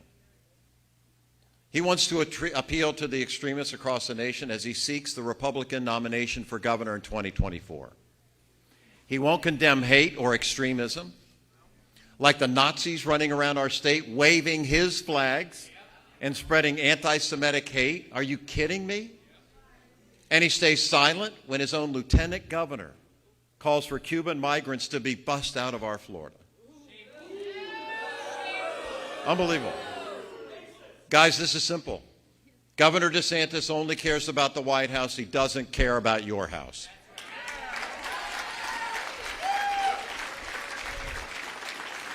So don't be fooled. Don't be fooled by the DeSantis propaganda machine. He doesn't promote freedom. He takes freedom away. But we can put a stop to this wannabe dictator. If we work together, stand up to this bully, we will defeat him in November.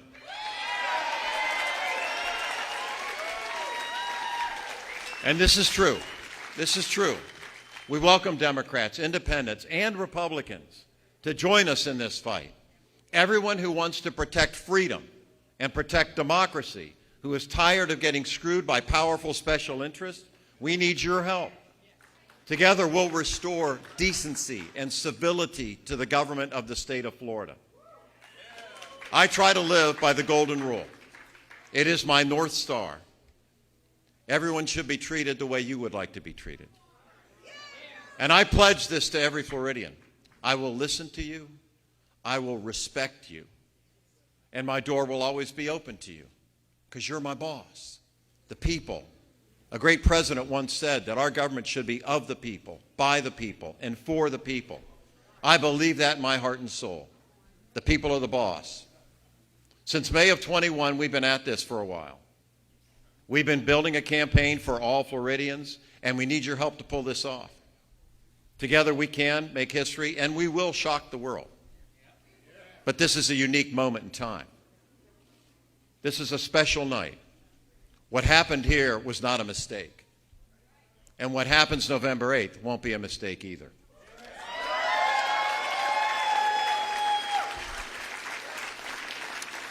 So raise your voices.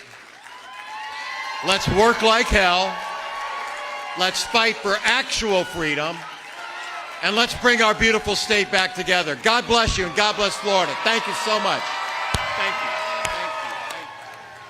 And as you heard right there, Charlie Crist addressing the stage there, addressing the people. Making his acceptance speech, and we want to get to Dave Wagner, who is in our studio with our analysts, and what Crist as well as Rubio are up against come November 8th. Yeah, let's talk about that. Rick, you were talking about Charlie Crist before he so rudely interrupted you. We apologize twice now. Yeah. I think you should take it personally. Yeah. No, but Charlie Crist, we got a pretty clear idea, at least at this point, I think you just saw where his he's campaign going. for the general election. What do you think of it? Well, I think he's very charismatic. He's a very good speaker, and that those are the issues that he's going to be running on going forward. I do think it's, I've known Charlie since college, and I knew him when he was a Republican and independent Democrat. I think part of Charlie's issue is going to be, what does he really stand for? What does he believe in? Does he believe in anything? And I remember when he was governor before. He's talking about DeSantis running for president now. Well, when Charlie was governor and John McCain was considering him as a vice president, Charlie came out and supported offshore drilling because McCain supported offshore drilling, and that's the kind of wishy-washy policy guy he is. And then he quit. He was governor for people. He quit to run for Senate. He could have run for re-election for governor one more time. So I think he's very effective. I think DeSantis is going to have a race on his hands. But I think ultimately, if DeSantis will focus on the economy that he's built for Florida while so many states were falling apart during COVID, I think he's going to be okay. Bob, I know you don't agree with anything that Rick said. No, well, I do agree that he is a very skilled retail politician. Sure. He's one of the best the state has ever seen. He is relentless in his optimism. It will be interesting to see in this toxic national environment whether being nice can get him across the finish line. I do think that there are issues that he touched upon that we just heard that matter to people. And I think people are tired of the toxicity and the cancerous sort of environment and corrosiveness of politics today. So yeah, there's lightning can strike for sure. And a lot of it will be determined by obviously money, enthusiasm, and turnout. Reggie, when you listen to Charlie Crist, do you think his charisma, do you think his talking points that he just kind of outlined right here that may be part of his campaign against Ron DeSantis are enough to draw people to the polls? It's tough getting people to the polls sometimes. Right. I think yes, the answer is yes. I think this is a very purple state, so it's going to be a razor-thin election no matter who wins. And my colleague always talks about, the issue is the economy stupid, is the economy stupid? But there are game-changing precedents that are attached to Ron DeSantis, gerrymandering districts, taking away black voting rights, the precedent of Roe v. Wade. They are just major changing issues that could affect just the issue of the economy. And if so, I think you're seeing him now bringing those issues out. How do you get minorities to turn out at the polls when they're disillusioned about what's going on at the polls? That's what happened in 2020 with Trump, right? They're very disillusioned, but they're very supportive and energetic voters, and so I think if Charlie Crist can get the very energetic support of Nikki Fried and the Congressional Florida Congress Black State Legislators, Democratic Black Caucus, all of those folks saying that that is the candidate and we need you to turn out, you can see what we saw when Andrew Gillum ran. And if you can turn out the major cities, you can have a razor-thin election. Yeah, Ron DeSantis, or Charlie Crist talked about Ron DeSantis not really running for the governorship, really running for the White House. That was his ultimate goal. How much does that hurt him, the talk of that he is more interested in being in the White House than the governor's mansion in Tallahassee? Every issue either helps or hurts you. Sure. A little bit. I don't think that's going to be a significant issue. What hurts Ron DeSantis? It will mean. I think if as Reggie said, you can energize the Democratic Party, the Democratic core party, that will help Charlie Crist to go on the way. But I think DeSantis is going to be very tough to beat. I think he's gotten to be very articulate. And I think he's not, I mean, we're hearing the code words already coming out. Bully is now a code word everybody's using, right? Everybody in this room, they're all using the code word bully. That's now, okay, we checked that one off. But I don't see it. I don't think that. And I think most people don't. I believe they do see that he stood up as a leader. I mean, look what New York was doing during COVID. Look what California was doing during COVID. And look what Florida was doing during COVID.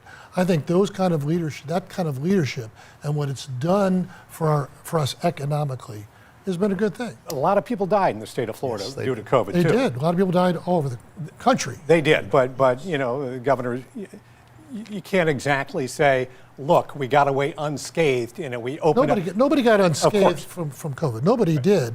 But at the end of the day, our economy was not in shambles at the end of the day. Right. David, I think if the Democrats are smart, they will try and nationalize this race. Democratic money up until this point has stayed largely on the sidelines from the national donors. If they want to stop Ron DeSantis's parade to the White House, you got to beat him here in Florida, and you got to hurt him here in Florida, and you got to nick him here in Florida. And so if they engage at the national level with national level fundraising in support of Charlie Crist or in opposition to Ron DeSantis's rise, that could be an entirely different scenario.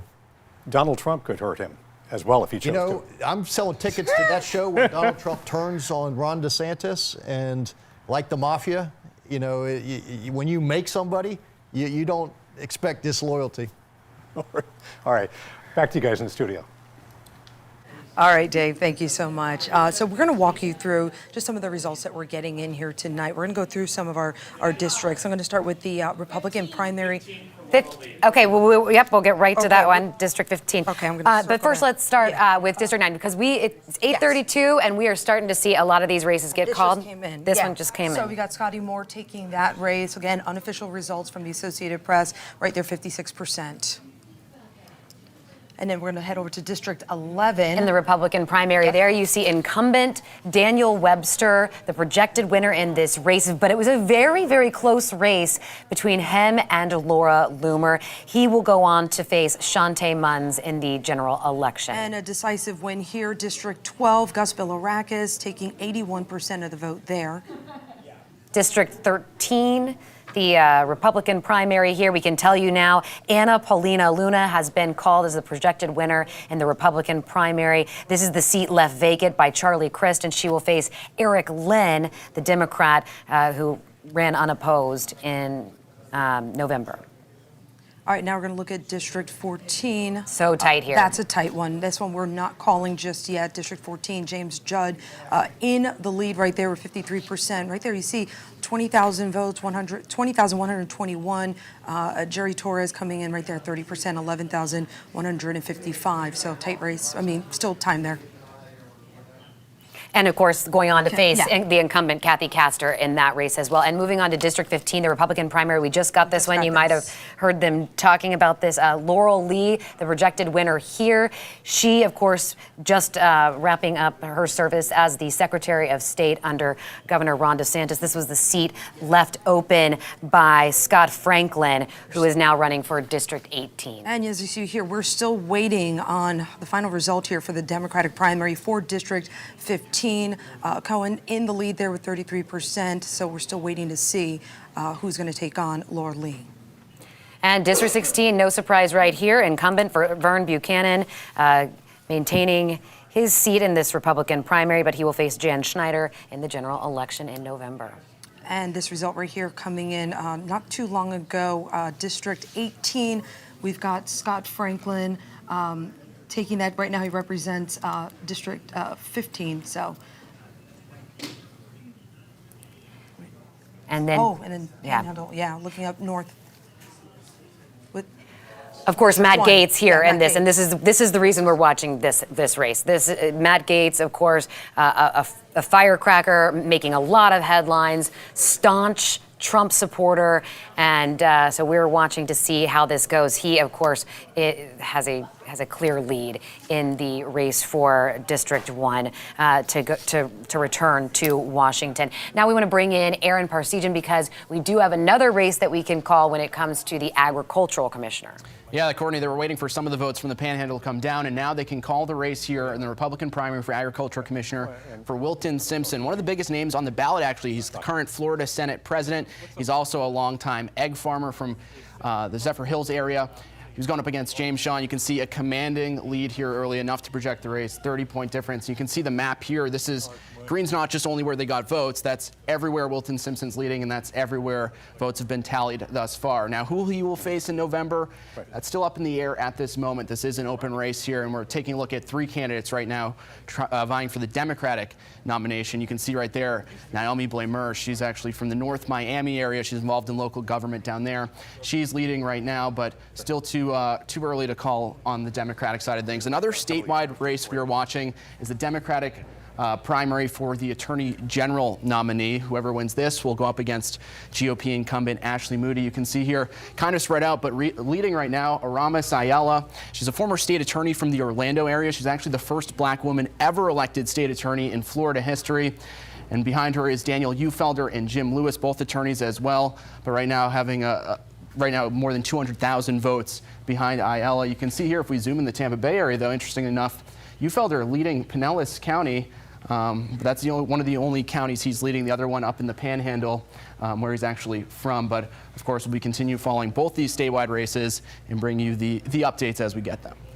And of course, they are coming in, and we're starting to call, the Associated Press starting to call all of these races as we get results from local supervisors of elections and, of course, statewide. 77% of precincts reporting. The biggest ones that we're going to be watching for: Florida Attorney General for the Democratic primary, as well as Commissioner of Agriculture for the Democratic primary as well. Local races coming in, and still. We called that District 15 has gone to Laurel Lee. But Liz Crawford is right now in downtown St. Pete. We just heard from Charlie Crist, but we're going to check back in with her. Well, guys, jubilation here in downtown St. Petersburg. No doubt about it. People are cheering, taking pictures, drinks still flowing. Charlie Crist was on stage for at least 5 or 10 minutes. He said that now what is before him is the most consequential race in state history. He said there will be shockwaves when he becomes Florida's next governor in November. He did thank Nikki Fried for, as he said, fighting the good fight from the beginning of his campaign. He has been laser focused on Ron DeSantis, and now that focus is even sharper. He went on and on about how Florida needs to regain its heart. He is going to lead with his heart. He's for the people. I'll tell you, I have never interviewed Charlie Crist without him talking about the golden rule. I'm sure many of you have heard him say this. He wears the yellow bracelet. It says the golden rule. He says that is how he has always led, and that will steer him. It's his North Star as he leads Florida. Now, yesterday when I spoke with him, he did say that he's clear-eyed about the reality. It's going to be an uphill battle to defeat Ron DeSantis, but he believes it is doable, and he's asking for unity in the party. He's asking for people to come out and vote. He said, "I am honored to again be your governor," and he got a huge applause and cheers when he said on day one, "As your governor, I will sign an executive order protecting a woman's right to choose." He said he's going to reinstate Andrew Warren. Look, for all of us here in Tampa Bay, Charlie Crist is from St. Petersburg. He's born and raised in Pinellas County, never left. So he is talking about issues, and he is talking about topics that are very familiar to all of us here in Tampa Bay. You know, Congresswoman Kathy Castor spoke before Charlie took the stage. They were good friends. She talked about how we need a new governor. We need Charlie at the helm. She got a round of applause. She got the crowd fired up. Again, though, this whole campaign is going to take a shift now because Ron DeSantis has a lot of money. We're talking millions and millions of dollars. Charlie, of course, had raised a lot more than Nikki Fried, but can he take down Ron DeSantis? It's a question that not only people will be talking about here in Florida, but nationwide interest, nationwide appeal on either side. Love him or hate him, all eyes are on Ron DeSantis. And in a lot of ways, this race has always been about Ron DeSantis. Defeating him, getting him out of office, it's been a long talking point, really, that started to gear up in 2020. Again, Charlie Crist here tonight, taking the stage. It was kind of an odd situation. We were all wondering, when's he going to come out? The AP had called the race. Nikki Fried had already given her speech. Seemingly out of nowhere, he was just on stage. So we all kind of hustled to get our cameras on him. He spoke for a long time about restoring the soul of Florida. You know, he often refers to Florida as she, and he speaks from the heart. That's what he did tonight. Again, he said, restore decency. Let's put our state back together. That is how he finished. We're going to go see if we can get a couple other comments from him in downtown St. Petersburg. I'm Liz Crawford, 10 Tampa Bay. You know, Liz spoke about campaign funding, $145 million behind Governor Ron DeSantis, plus national support. You know there is going to be a lot of money in this general election when we talk about Representative Val Demings facing Senator Marco Rubio in the U.S. Senate race, and also, of course, Representative Charlie Crist going on to face Governor DeSantis in the gubernatorial election. This is interesting. Yeah, there's going to be a lot of money put into this. There are other referendums that were on all ballots, whether you're Republican, Democrat, non-party affiliated. This one was a big one in Hillsborough County. We heard from the superintendent saying we need to hike the millage rate, ultimately raising property taxes for property owners in Hillsborough County in order to keep money local to help increase teacher salaries and provide programs like music, art, physical education. That one is really, really close. I'm looking at it right now on the Supervisor of Elections website for Hillsborough County. So we have 446 precincts reporting. That's out of 448, and it is just very, very, very close. If you all are able to pull that back up, you'll be able to see the percentages. But the thing to remember when it comes to this referendum has to get 51% of the vote. So you see it right there. Right now, very, very close. And, you know, will it tip? Yes. Will it tip? No. Especially with the claim from the superintendent that it's to keep teachers and avoid them being poached by other school districts. And then on the flip side, you have homeowners saying and property owners saying, listen, my property values have gone up. I'm paying more in property taxes. Well, you look at the purchase prices, Well, but you're getting an additional $58 million locally. So there's that one, but then Pasco County as well. Yeah. They're looking at the same idea there. So right now you can see there Pasco County, wider than what we saw in Hillsborough County. That looks pretty solid right there. Right there. 99% of precincts reporting. Leading by 15,000 votes, right there. But those are important, those are important indicators as well. When we look at referendums like this, where are voters' heads at? What are they considering? What are the issues that they're looking at when it comes to the midterm elections and, what they're going to show up for? Yeah, the economy, inflation, how am I going to feed my family? These are things that voters, of course, are considering when they go to the polls and they want to send a very direct message to those who represent them. Let's go to Dave Wagner and our analysts, because I know that they can weigh in on this, when it comes to the issues that voters are going to have top of mind. Yeah, I want to ask Bob just about the referendum in Hillsborough County, which is where you are, and Pasco County, well, appears to be passing in Pasco County, but Hillsborough very neck and neck there. How important do you believe this is to the school system in Hillsborough County? Well, I think certainly in their eyes, it's hugely important. Sure. They are losing a lot of teachers to other jurisdictions as they poach them. The Hillsborough District has had some challenges over the last couple of years in terms of righting its own financial ship. I think some voters are probably wanting the district to clean up its own house before they come to them for additional tax money. But it's the 8th largest district in the country. It is a big, complicated school district. and it has needs. I mean, education is not cheap and it's not free, but I'm really disappointed that the margin is as close as it is, but I'm not surprised. Yeah, it's a tough sell during a time when the economy is kind of weaker. I suspect that's right. I think everybody agrees we need to do what we need to do to get more teachers. I think everybody agrees with that. It probably, and I don't really know the details of that referendum in Hillsborough, but I think it is a tough time. When people's incomes are being eaten away by inflation and gas prices and food prices and everything else, say, oh, please take one more expense. I think it's tough. Reggie, you teach? What do you think of this? Yes, I mean, obviously it's important. As has been said, during inflationary times, it looks like it's slightly losing at this point. So it remains to be seen, but I think people are affected by what's coming out of the salaries. I want to get back to the governor's race if we can, talk about Charlie Crist, because the rap on Charlie Crist is that he kind of drifts from position to position and really isn't committed to one, whatever politically benefits him. Will that be the way Ron DeSantis attacks Charlie Crist, that he goes from being a Republican to independent to Democrat and shifts from position to position? Will that be the line of attack, do you guys believe? Clearly. Yeah. You think so? Yeah. No, I think so. Yeah, no question. I think that will be part of it, and my guess is there's going to be a lot of lines of attack coming from both directions. I think bully's going to be one of them coming from one direction, but I think I think this is going to be a tough race, and Charlie is always very, very nice, but his commercials are usually pretty tough. So I think this is going to be a tough race. You know, the interesting thing, David, is we all know Charlie Crist, and we've known Charlie Crist's record.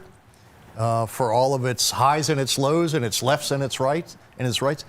But I don't think people really care at this point. I think people, if Charlie Crist is going to beat Ron DeSantis, it's because people are tired of Ron DeSantis. Just like 2 years ago, so many folks voted because they were done with Donald Trump. They may not have agreed with everything Joe Biden did, maybe didn't even like Joe Biden, but they know they didn't like Donald Trump. I think you're going to see some of that here that will inure to Charlie's benefit.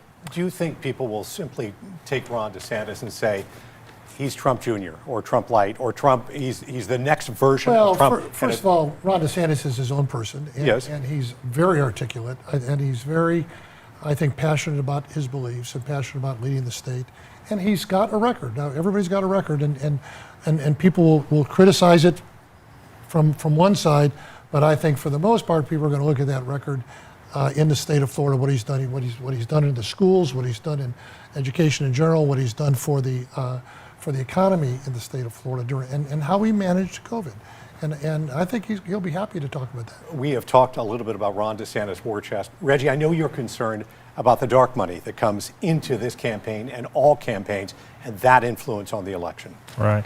I mean, between dark money, I think we got a Supreme Court that says it's okay. So money is coming in, and it has the national spotlight, headwind coming to the state, and they realize the importance of him succeeding now and going to 2024 as a presidential candidate.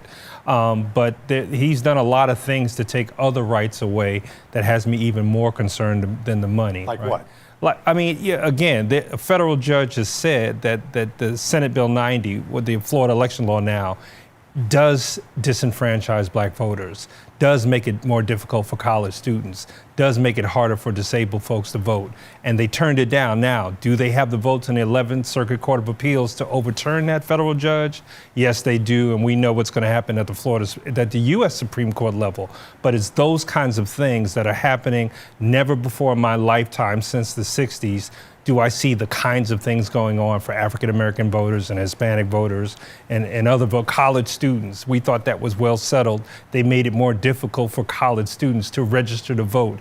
And groups like the League of Women Voters, they made it almost impossible financially to risk $50,000 in fines. And so it's a kind of thing, and they're making it easier that no matter what the will of the people is, legislators can overturn elections. And it's not just Florida, but it's across this country. So that's why elections matter. That's what has scared me years ago, and it terrifies me even more now. Do you see the voter suppression out there, both of you? I do. I think Reggie's dead on right.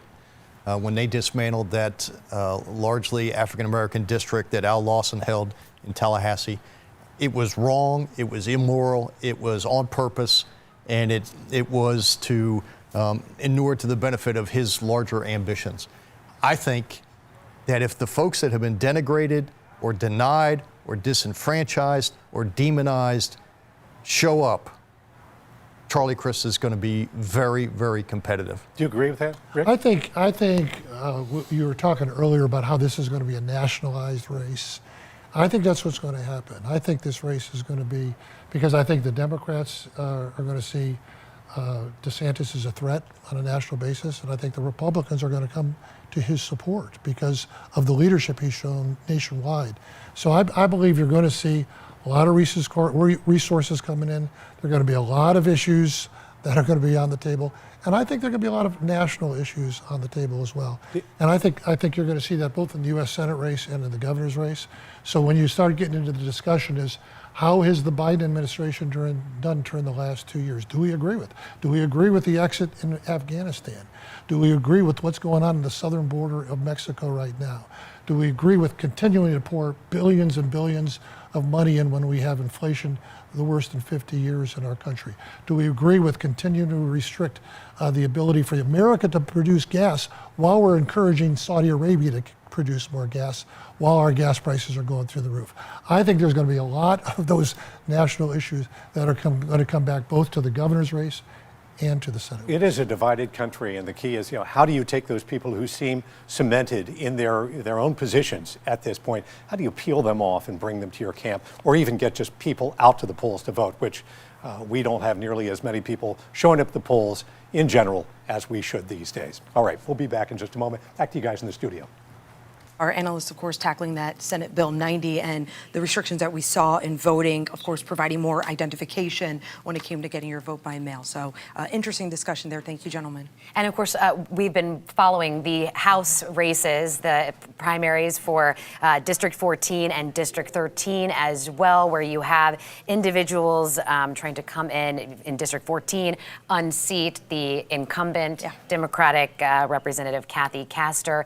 And we're going to go straight to our decision desk right now with Josh Sidorowitz, because Josh, you're able to call some of these races. Yeah, now. Another big race here in Tampa Bay, Congressional District 14, the Republican primary here. The AP projecting that James Judge is going to win this district here. Again, District 14 representing Hillsborough and part of St. Pete. I want to get over to Angie Salcido here because, Angie, you've been following this race, and this has been one of the big races that we have been waiting on still here this evening. 100%, and mainly because James Judge and Jerry Torres were running very close races together with one another. James Judge able to edge this one out with 53%. You can see Jeremy Torres actually 8,000 votes behind James Judge. Going to step over here so that we can give you guys a look at what this looked like back in 2020. So Kathy Castor, who is the incumbent here, won by 60% against Christine Quinn. Now James Judge will try to unseat her come November. Those are going to be the two that you guys are going to see on the ballot. Want to hop to District 13 now because Ana Paulina Luna we called a little bit earlier as well. So she has won with 44% of the vote. She was actually running back in 2020 as well against Charlie Crist. There she lost by 47%. District 13 was actually a pretty hard one for people to try to decide who was going to represent them, mainly because of how the district lines were drawn. But if you take a look at here, obviously this has changed. Split Pinellas County essentially in half. So now Ana Paulina Luna polling showed that it actually made it easier for her to win this time around. So she is going to be on the ballot here, going up against Eric Lynn, who they did declare the winner for the Democratic primary, which had been canceled because we had two candidates drop out. Now, when we hop back to Ana Paulina Luna, we actually had her talking at her race that she was with a whole bunch of people today in St. Pete. Says that she's very, very excited to represent Pinellas County out in Washington. She was running a very tight race against Kevin Hayslett and Amanda Mackey. Now, Kevin Hayslett actually conceded to her not too long ago, ended up saying, he had some jokes that he threw in there, but basically said that he wanted his support to also go to Ana Paulina Luna and is encouraging the voters who came out for him to do the same come November 8th. Take a look at Amanda Mackey. She pulled 17%. She also conceded to Ana Paulina Luna. We actually have a tweet from her that we want to pull up now. She said, "Thank you for the opportunity to be a voice for you and to listen to each and every one of you. We should unite behind our nominee to win back this seat in November. Hashtag Florida 13. Now, this is an extremely big deal here because obviously with Charlie Crist going for the Democratic nomination and winning this, now going to be running against Governor Ron DeSantis, this seat is open to be flipped to a Republican candidate now. So it is likely, based on how she was polling throughout these last several months, that she will be the one who will win this seat come November 8th. All right, Angelina Salcido for us following those races. And we were just going through looking at what's still outstanding. And one of the big things that is just so close right now is this Hillsborough County Schools mill referendum. And of course, it needs 51% of the vote. But at this point, it is very, very, very tight. You have 446 precincts reporting out of 448. You can just see how tight it is. The interesting thing about referendums, as we've said earlier, is it doesn't matter the lead right there. It needs to be 51%. And we just heard from the superintendent, Hillsborough County, Addison Davis. Let's see what he had to say. Day one, we started off with over 600 vacancies, instructional vacancies, and I deployed close to 300 certified staff members to go into our school to create that stability. So, you know, right now we're looking at solutions over the next few days to figure out if we have to look at class sizes and increase by 1, 1.5, or 2. All to be able to move and shift students and move personnel to create that stability. And we want to do that by September the 9th. All right, hearing right there from Superintendent for Hillsborough County, Addison Davis. He pushed very hard, as did the teachers union, to encourage voters to vote in favor of this property tax increase. But there was, you know, a poll as well, because property values have gone up, so property taxes have gone up. Therefore, the district is going to get an additional $58 million roughly locally. So it was, you know, there are both sides here. Again, that has not been called by the Associated Press yet. But when we talked to the superintendent just yesterday, he said, you know, we are going to have to look at other solutions if this does not pass. We're going to push for it to be on the general. And we need this money because we have to be competitive. We've got to have teacher salaries. And now he's saying we're going to look at class sizes. And we just heard from one of our analysts, former Mayor Bob Buckhorn, who did bring up the fact that there's this concern for some voters that you need to clean up your own house first. We need to see results, and that was why some came out to the polls to either vote yes or no towards it. So, but a very, very tight lot of voters there. Yeah, and of course Pasco County as well, considering this, but that is, you know, but it was not as tight. It's not as tight. It hasn't been called yet, but still, it looks as though Two that different will, districts that will with pass different needs. forward. Yeah. Yes. All right, we do want to go over to Aaron Parsegian, who has been following some of those outstanding races that we have, you know, the Democratic primary for both agriculture and Attorney General. Yeah, and we can call this race, at least on the Democratic primary side, for the Agriculture Commissioner. The Associated Press calling it for Naomi Blamer. She's up against 3 candidates here.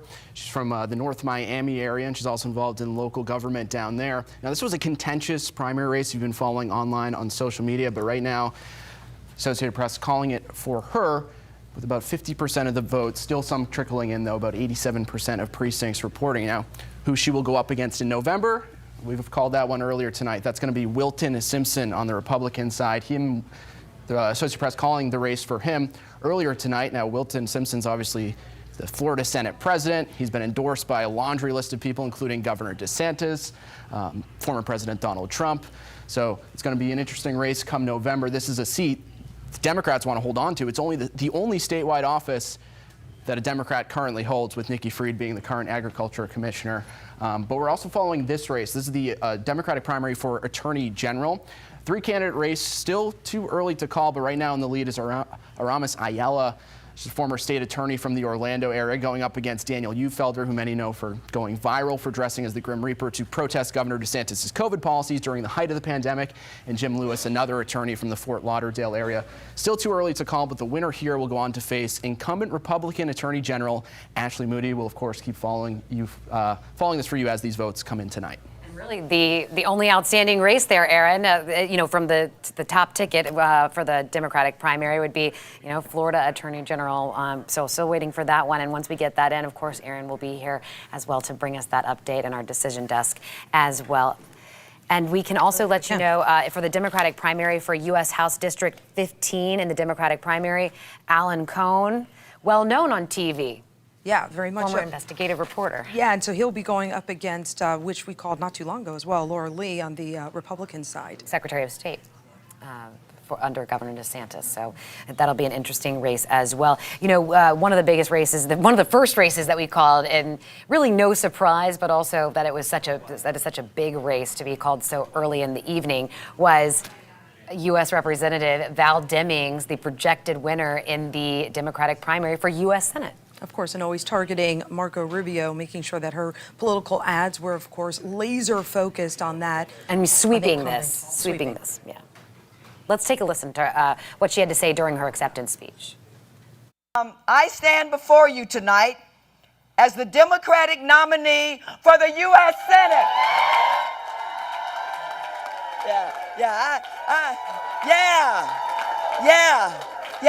I really like the sound of that. And let me say, I stand before you tonight believing in the promise of America, because I have seen the promise of America. When I think about my mother and my father, many of you have heard me talk many times about them. They both passed away in 2009. But they could see this moment. They believed in this moment because they believed in the power, in the greatness of this country. And they taught their 7 little children to believe in the power and the greatness of America. So tonight is a good night. Am I right about that? And you just heard there from Val Demings. That was not too long ago when she had that live on stage in front of all of her supporters, where she, of course, addressed the crowd and was thanking everyone for their support there. And I immediately went on, Marco Rubio, well known for his tweets and Yes. a lot of stuff immediately on Twitter prior to, No surprise. to the media. So I went on to see if he had anything. Just the penned tweet from earlier this month, where he just says, why doesn't Val Demings talk about what she did in Congress over the last 6 years? She's never passed a single meaningful bill. This coming from, current U.S. Senator Marco Rubio, who she will face in November. And it's going to be one of those races that will, as our analysts have been talking about, take the national stage. The other race, of course, going to be Representative Charlie Crist, Democratic Representative Charlie Crist, former Republican governor. Yes. Taking on current Republican Governor Who has Ron DeSantis. has been a Democrat, an independent, a Republican, of course. Nikki Fried, of course, saying that she had called in, said that she's going to back him and put all the strength they can to, of course, focus now on Governor Ron DeSantis. And that is exactly what Representative Crist had to say. Take a listen. Governor DeSantis only cares about the White House. He doesn't care about your house. He doesn't promote freedom. He takes freedom away. We can put a stop to this wannabe dictator. If we work together, stand up to this bully, we will defeat him in November. And the focus on Governor Ron DeSantis and what happens in November. A lot of people, immediately saying his focus is on the White House, not on another term in Tallahassee. And in the grand scheme of things, it's not that far out. What was it, 11 weeks? So it's going to be interesting to see how they pivot and now how the campaign moves from here. We're going to head over to Dave Wagner with our analysts. Yeah, the question is will Donald Trump endorse Ron DeSantis? Will he campaign for Ron DeSantis? Or is there sort of a standoff approach? What do you guys think will happen? It's not going to happen. You don't think I don't know. I think Ron DeSantis is in strong shape no matter what. He's the competition. He's not going to do it. I don't know. I don't think DeSantis needs him to campaign for him. Yeah. But I do think the closer we get to that election, depending on how Ron DeSantis looks, Donald Trump is not going to be able to help himself.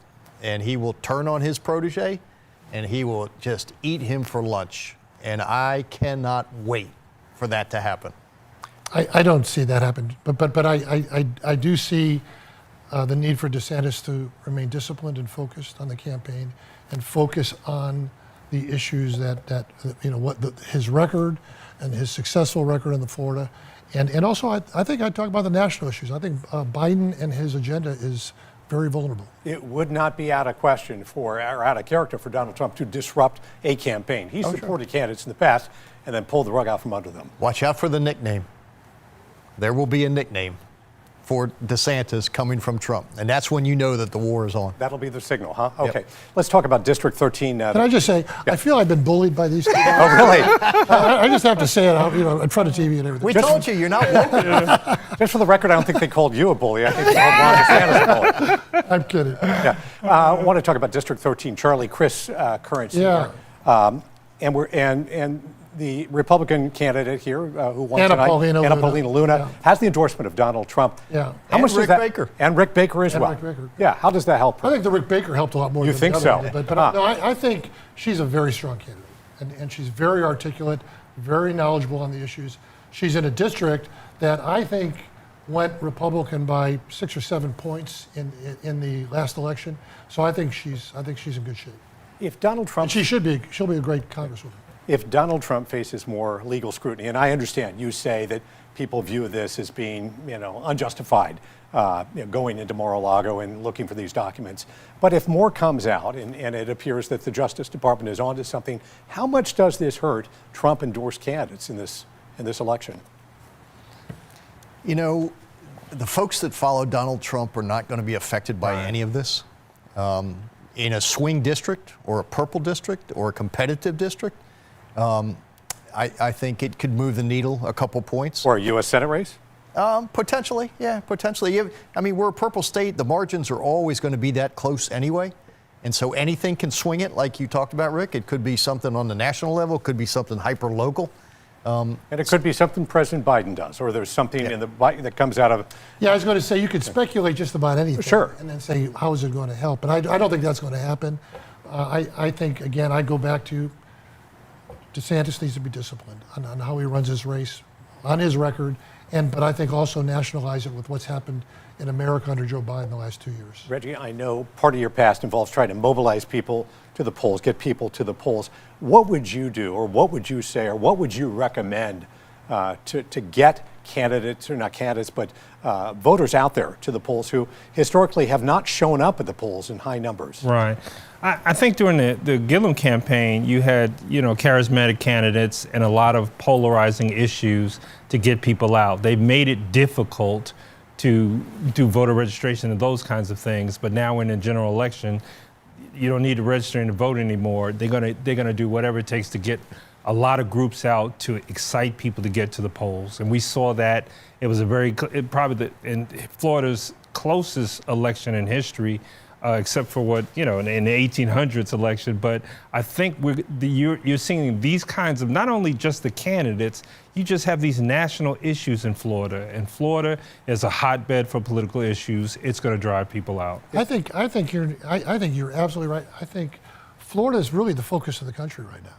And I don't think you're going to need to do a whole lot to get people energized. 2 years ago, a ton of people voted. I think a ton of people are going to vote in this election. Is this a red state or a blue state? Purple. You think it's purple state? I think people see it based on the existing registration. If you looked at, the existing representation, it was 2 Republican senators, Republican cabinet, legislature, Republican governor, Republican legislature. You'd say it's a red state based on representation. But based on the margins of victory, even going back to Governor Scott's elections, his governor's elections, his U.S. Senate elections, the DeSantis election, these are all really close elections. Yeah, not a lot of bipartisanship. We should point out your tie right here was gifted you by a well-known Democrat in Florida. Well, it wasn't gifted, but it was his. Did you steal it? Bob. Okay, now I'm being bullied. So Bob Graham was the governor of Florida. Yes. And his tradition was to wear the Bob Graham Florida tie. Right. From Nick's Toggery in Tallahassee. So I wore this in recognition of my Democratic brethren here. I was coming into this bipartisan before I knew what they were going to do. Are you leaving in a bipartisan way? No, he wore that because he thinks the state of Florida is a subdivision of St. Petersburg. And what's your point? Now, Bob Graham, I should say, would have been orange and blue because that was his nature. He was a gay. And mine is garnet and gold. Right. Have we lost that bipartisanship? I mean, you guys get along. I mean, you've known each other for a long time. You get along as mayors on both sides of the Bay here. You guys get along. Different parties, different political ideology, but you get along. Is that the difference between local politics and statewide politics and national politics? Well, I'm afraid some of that has seeped a little bit into the local politics too, and that's very unfortunate. And it used to be that city elections were considered nonpartisan, are nonpartisan election, but I think that has shifted, and that's unfortunate. But I think there still is a lot of folks that get along in the process. You know, the difference, David, I think, first of all, that's why mayors should run the world, is because we don't have the luxury of worrying about who's a Democrat or who's a Republican. Our job is to be a city builder, and there's no Democratic or Republican way to fix a pothole, as we say on a regular basis. So we didn't have the time or the luxury or the inclination to fight about, you know, where the idea came from. Our only question was, is it a good idea? And is it going to move the needle? And so I think you see mayors, both Republican and Democrat, that not only get along, that work together, and are a model for what the country used to be and could be again. And so I'm ever hopeful, as I know Mayor Baker is, that we can get back to that point, because we got serious problems as a country. We need serious people thinking about serious solutions and being willing to work across the aisle. And let me just take an opportunity to completely agree with everything Bob Really? said. Yeah. And I would like to say just a couple things that are kind of fun. Okay. In my first election, when I was ran for mayor and was successful, we were counting the ballots up in the room back in St. Pete, and Bob Booker was in the room with me Really? counting the ballots at that time. Yep. And then when he ran for mayor a few years later, him and I used to have clandestine meetings at Starbucks. Why clandestine? Because it wasn't sure if a mayor from St. Pete should be helping a mayor from Tampa. Really? I'm not sure if that was a good idea. It really wasn't clandestine. It was at Starbucks. So we were meeting and talking about issues and things like that. I still, to this day, and had on my desk the entire time I was mayor, a gift that he gave me where it was etched in a tusk or something, talking about the buck stops here. Yeah, And he gave that to me, and it was on my desk the entire time that I was the mayor. An elephant tusk? Shame No, on you, Rick. a walrus tusk. I'm sure it was something endangered. It was not species. endangered. I'm sure whatever it was, I don't know. Rick Baker hates endangered animals. Okay, you've taken their No, side, I really actually. haven't. I'm feeling it. I'm not in this bully war right here. Let's talk a little bit about just the challenges of bipartisanship, and some people view as the lack of bipartisanship. How much does that disillusion voters, do you think, when they see it? It's like, why does my vote even matter? It doesn't make a difference. I think many it disillusions. Others are so partisanized that they don't care, right? You see at the national level what happened to Liz Cheney and others that sort of side with the other side. There seem to be consequences, negative consequences to that.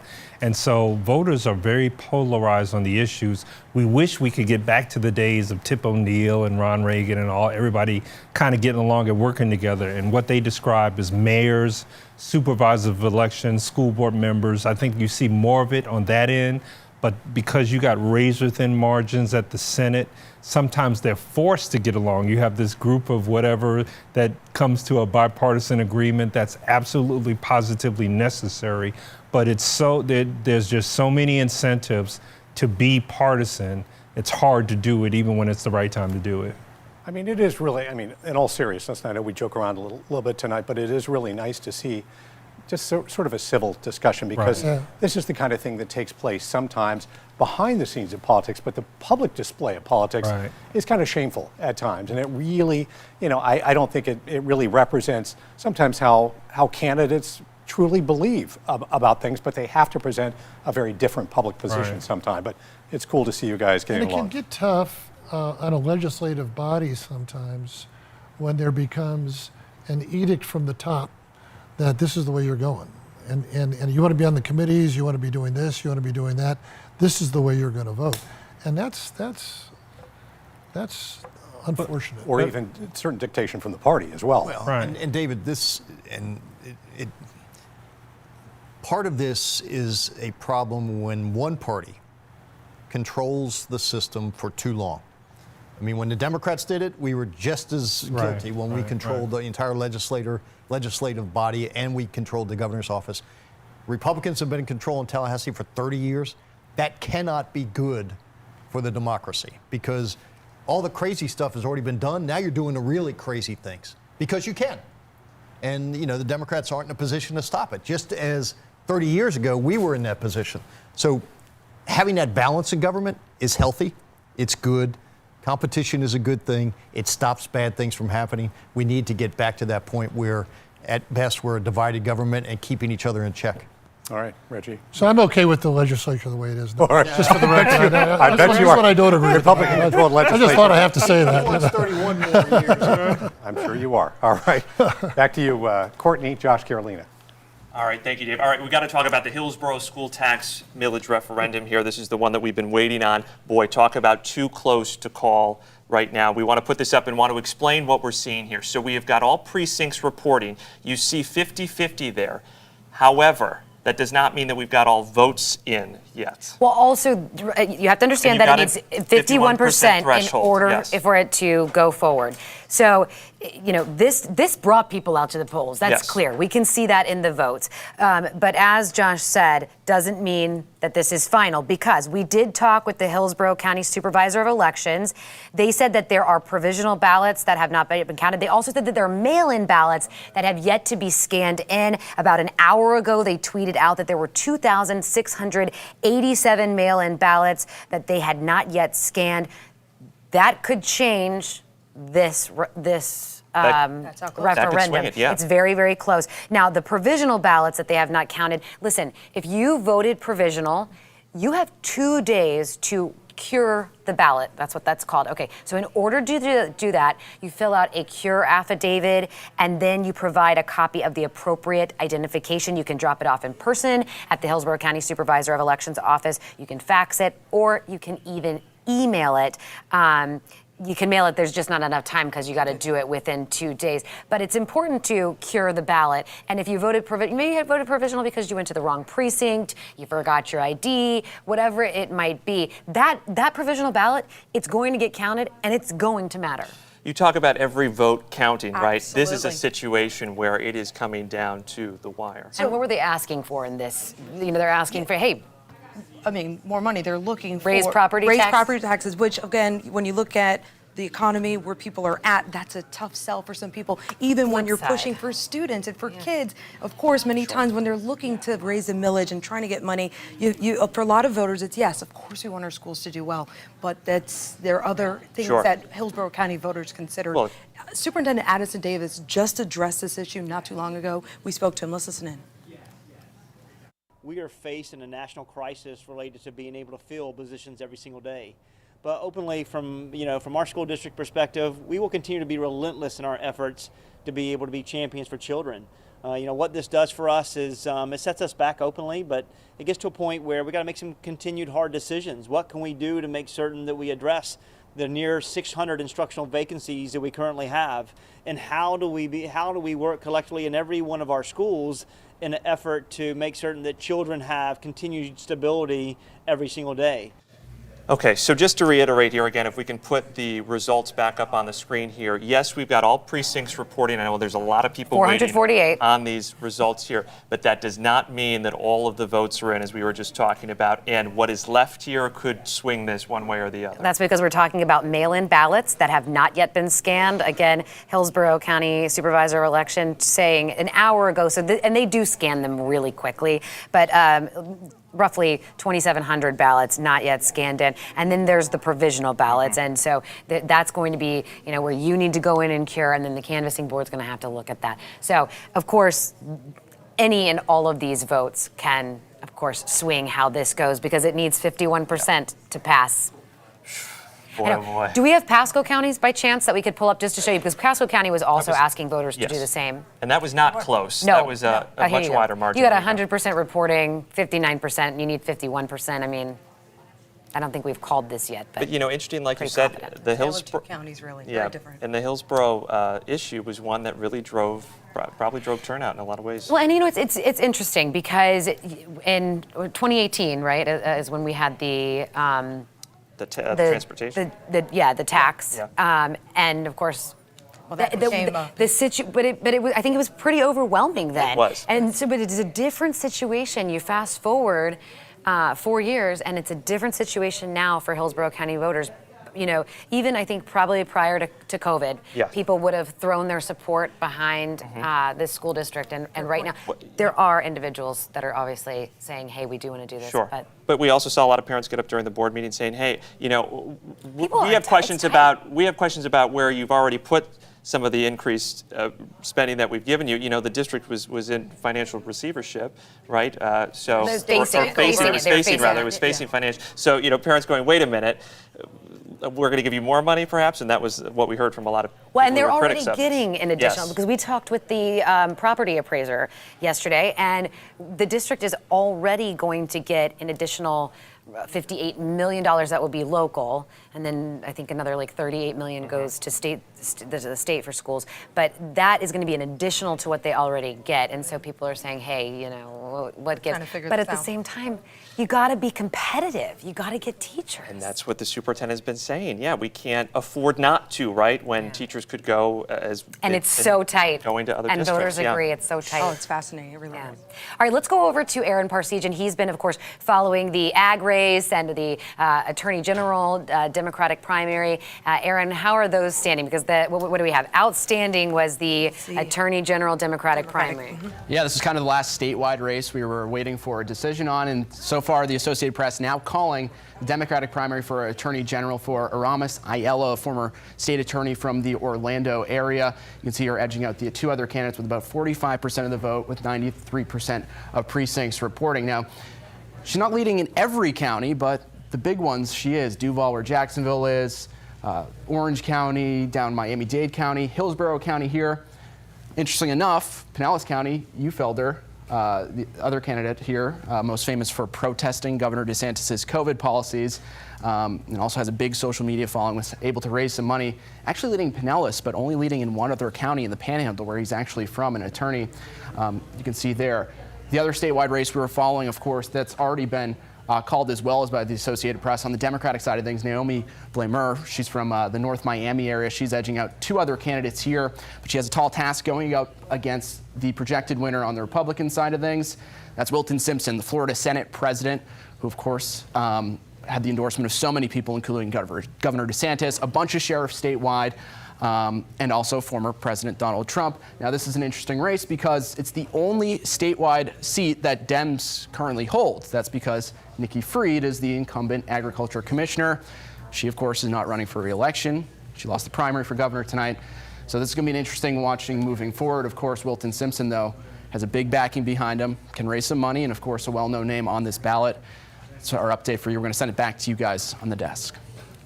And, of course, man, so many races now. Those are the biggest races have been called. We have, you know, U.S. Senate Democratic primary Representative Val Demings, the projected winner in that race, who will face, of course, Senator Marco Rubio. That'll be a one to watch. And of course, then another one that everyone the nation is going to be watching that. Yeah, can she flip that seat? All right, let's run through the congressional districts, because this also another indicator of where voters are kind of leaning when it comes to how they'll feel come the general. Right now, looking at District 9, you have Scotty Moore taking that as the projected winner with 56% of the vote. He'll face incumbent Darren Soto. And with District 11, you have incumbent Daniel Webster maintaining his seat with the Republican primary. In the Republican primary, he'll face Shantae Munns in the general election. And we move on to District 12, the Republican primary there. Gus Bilirakis, also the incumbent, keeping that, facing Kimberly Walker come the general election. And then 13 and 14. Yeah, we had 13, of course, left vacant by Congressman Charlie Crist. Anna Paulina Luna taking the Republican primary in there, and she will now face Eric Lynn on the Democratic side, who ran uncontested here on that Democratic side. Moving to now District 14 here, you can see James Judge winning in the Republican primary there. He had to really fight to get on that ticket, too. He sure did, yeah. And so the fact that he handily wins that race there, and then, of course, taking on incumbent Kathy Castor on the Democratic side in that race, handily winning that as well, 90-10. Yeah, then you have District 15. It looks like that'll be coming up next. You've got Laura Lee taking that right there, 41%. She will be taking on in District 15, Alan Cohen in that race. Yeah, former TV reporter. Yes, investigative reporter, yes. And then moving forward to Florida District 16, the Republican primary there, no surprise, incumbent Vern Buchanan, who will maintain that. He'll face Jan Schneider in the general election right there. Yes, of course, 86% of the vote. That was not a surprise. District 18, same thing. Now, this was an interesting one. Scott Franklin, who currently holds the District 15 seat, he is now the projected winner for District 18. And actually, well, I don't know how that will work because there are no Democratic candidates who qualified for the District 18 primary. Uncontested in the general. I would assume, yes. Yeah, he automatically wins that one. And handedly so, 73% there. District 1, yeah. Yeah, this one, of That's course, the big one we're following this, of course, Matt Gaetz. He's made headlines. National headlines. Yeah, for a number of reasons. Also, a huge Trump supporter, Trump back. Got a Trump endorsement as well, yeah. And, but Mark Lombardo has been giving him a run for his money in terms of fundraising, at least not tonight here, but leading up to this, it was appearing that he was at least going to be a contender, but clearly Gaetz coming out very strong here this evening so far. There's 63% of precincts reporting in that, so still a chance that things could change, and these are all, of course, unofficial results until we have the supervisor of elections and their canvassing board coming in and certifying those resuls. Going back to James Judge, we were talking about, it was a fight for him to get on the ballot when he was going through some of those legal battles there. We just heard from him actually a few moments ago, and we want you to listen into what he had to say. And we won in a landslide, so it's almost 60%.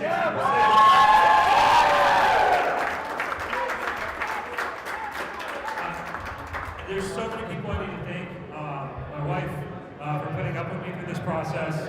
And of course, just all my volunteers, my mom, my stepdad, my dad, and my whole family, All of you guys too. Tampa Bay Republicans have been phenomenal. Committee Patriots have been phenomenal. Thank you all so much for your support. And the real work starts tomorrow. I started this race in December. December of 2021, I jumped into this race and I said, I'm going to take out an incumbent Democrat. We're going to take out Kathy Castor.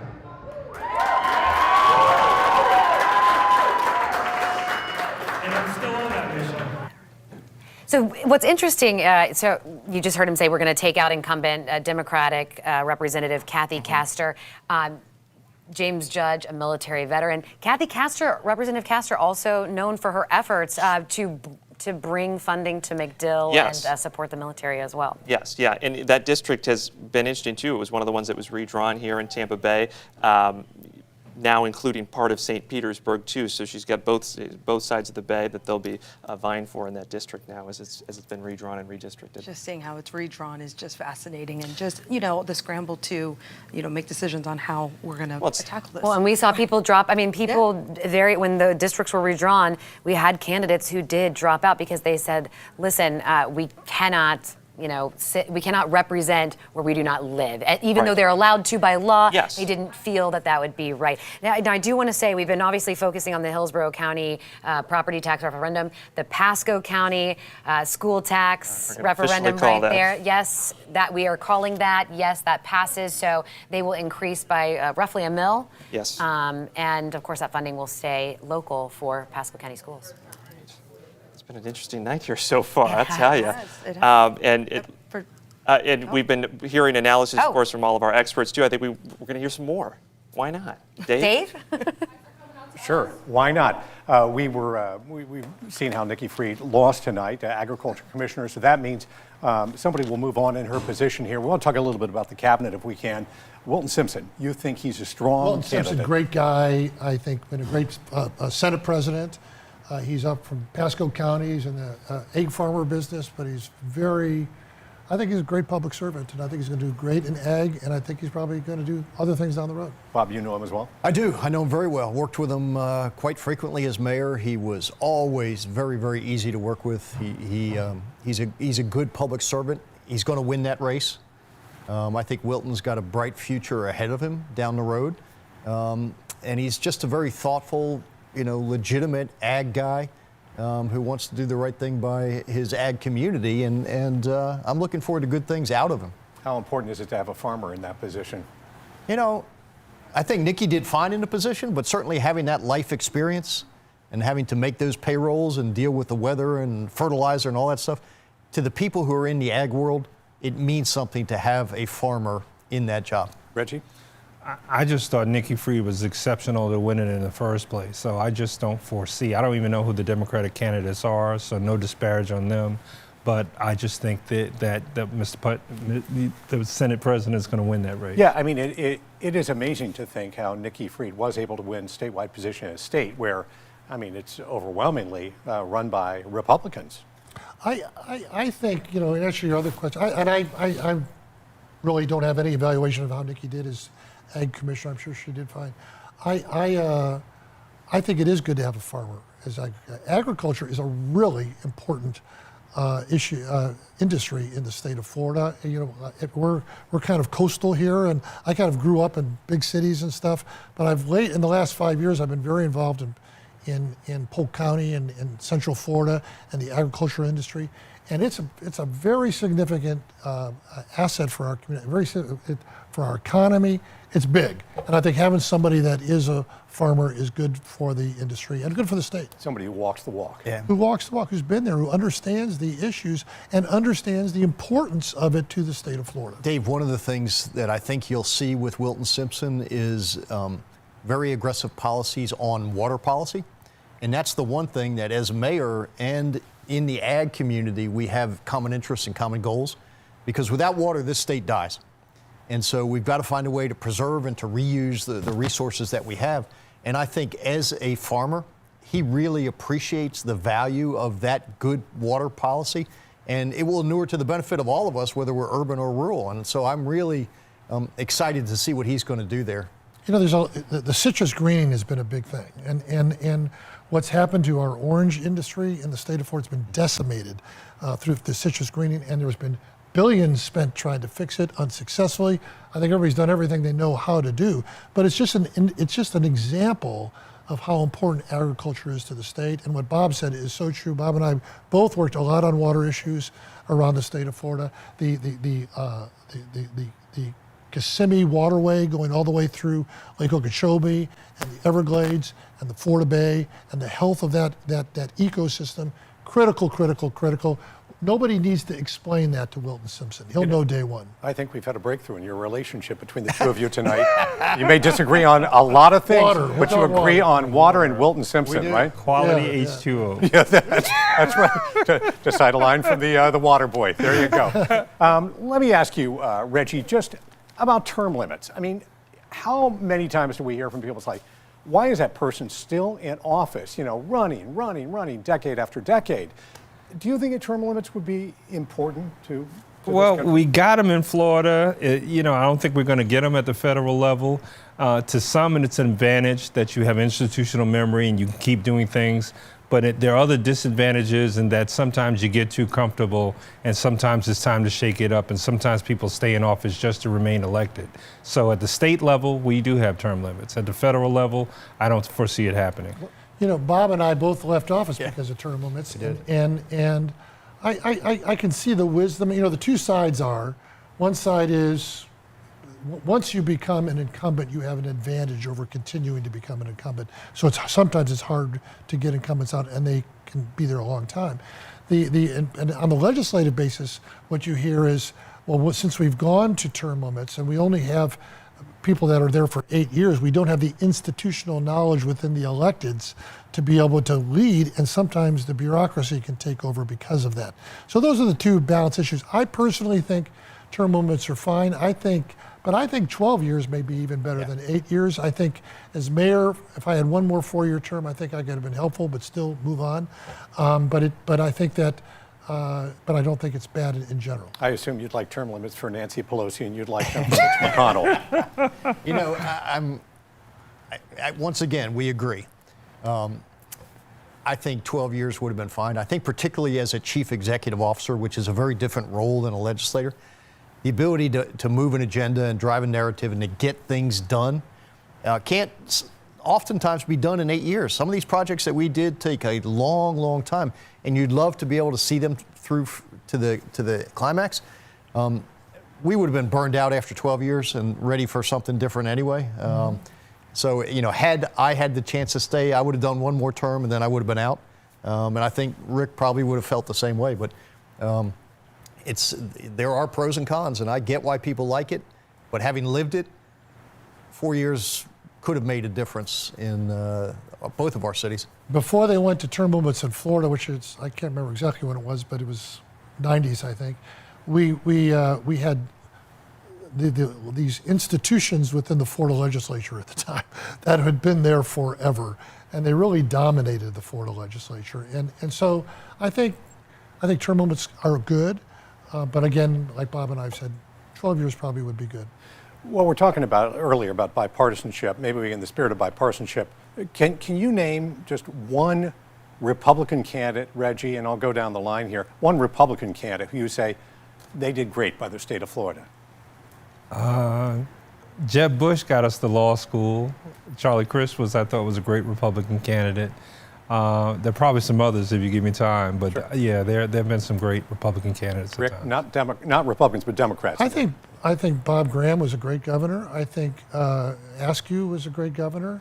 I think we've had a lot of great Democratic leadership in the past in the state of Florida as well. Yeah. What about you, Bob? You know, even though I probably philosophically disagreed with him, I thought Jeb Bush was a thoughtful, smart governor. And even when I would disagree with him, I know he put the work into it and put the time into it before he advocated a position. And I respect that. I mean, it's like if you're on the field of sports, you respect competitors that come to play the game and play it right, play it fairly, give it their best shot, and you know that they've done all the work to prepare for that moment. You always respect opponents like that.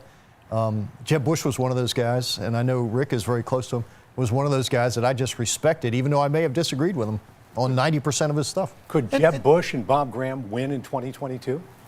No. Sadly. Maybe if there was a runoff system. Yeah.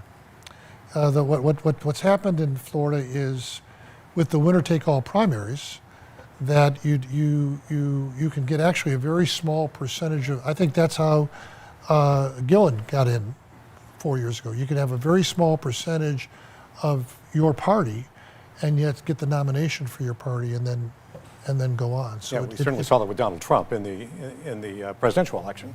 Yeah. He carved out his niche, had his 30 whatever percent, and was able to move on.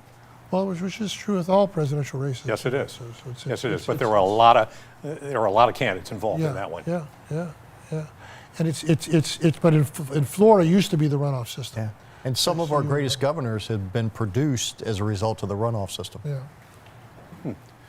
Reggie, when you see it, I mean, do you believe that a moderate, middle of the road candidate can win these days, or do you need to play to the edges of your party? I think just as what they alluded to, if you could make it to the general election, yeah, you can be. But the hardest part is now that we've gotten away with the runoff and the primary, it's hard to be a middle road candidate to make it to the nomination of that party, right? So Biden he's sort of seen on both sides as acceptable, even to Republicans and Democrats, but that was in the general election. Rick, you and I talked recently, and I asked you about the Republican Party and how the Republican Party may have changed under Donald Trump, maybe moved to the right. And your response was interesting to me. You said something to the effect, you think the Democratic Party is the one who has moved, not to the right, but to the left. Well, I think the Democratic Party used to be for protecting the southern borders, right? And they're really not anymore. I mean, we can argue that, but they're not. And the Republican Party, I'm not sure that the issues, I mean, that are the policy issues going forward in the Republican Party are that much different than they were 10 years ago, 20 years ago within the party. I mean, it's always been a pro-life party. It's always been a at least we argue for lower taxes. Lower taxes. Hopefully, I wish we would do more budget deficits on both sides. Respect not having as much budget deficits on both sides. But I don't think the Republican Party has shifted as much on a policy perspective.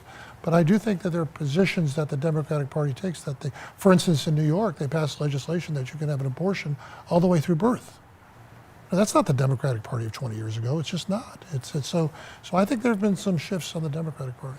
I mean, you can cherry pick, but this Republican Party I remember in the 80s and the 70s as a political science student was law and order, support the police, all the things Donald Trump doesn't do. And so I think Donald Trump has exceptionally shifted the Republican Party. So you have candidates like Liz Cheney and others that are strongly conservative, that if they don't support Donald Trump or he doesn't support them, they can't win.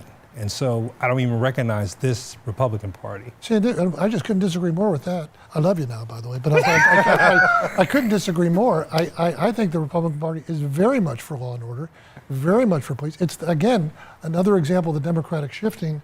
The Democratic Party 20 years ago would not have been defunding police departments all over the state, all over the country, not have been funding prosecutors that don't prosecute people. That was not the Democratic Party of 20 or 30 years ago. I'm sorry, it just wasn't. And the Republicans have opposed both of those initiatives because they are the law and order and they are for public safety. Well, what about the recent raid on Mar-a-Lago? I mean, there was a lot of pushback on law and order then. Was that just because the belief was that they overstepped their bounds? Well, I think the pushback was related to the belief that it may have been overstepped bounds.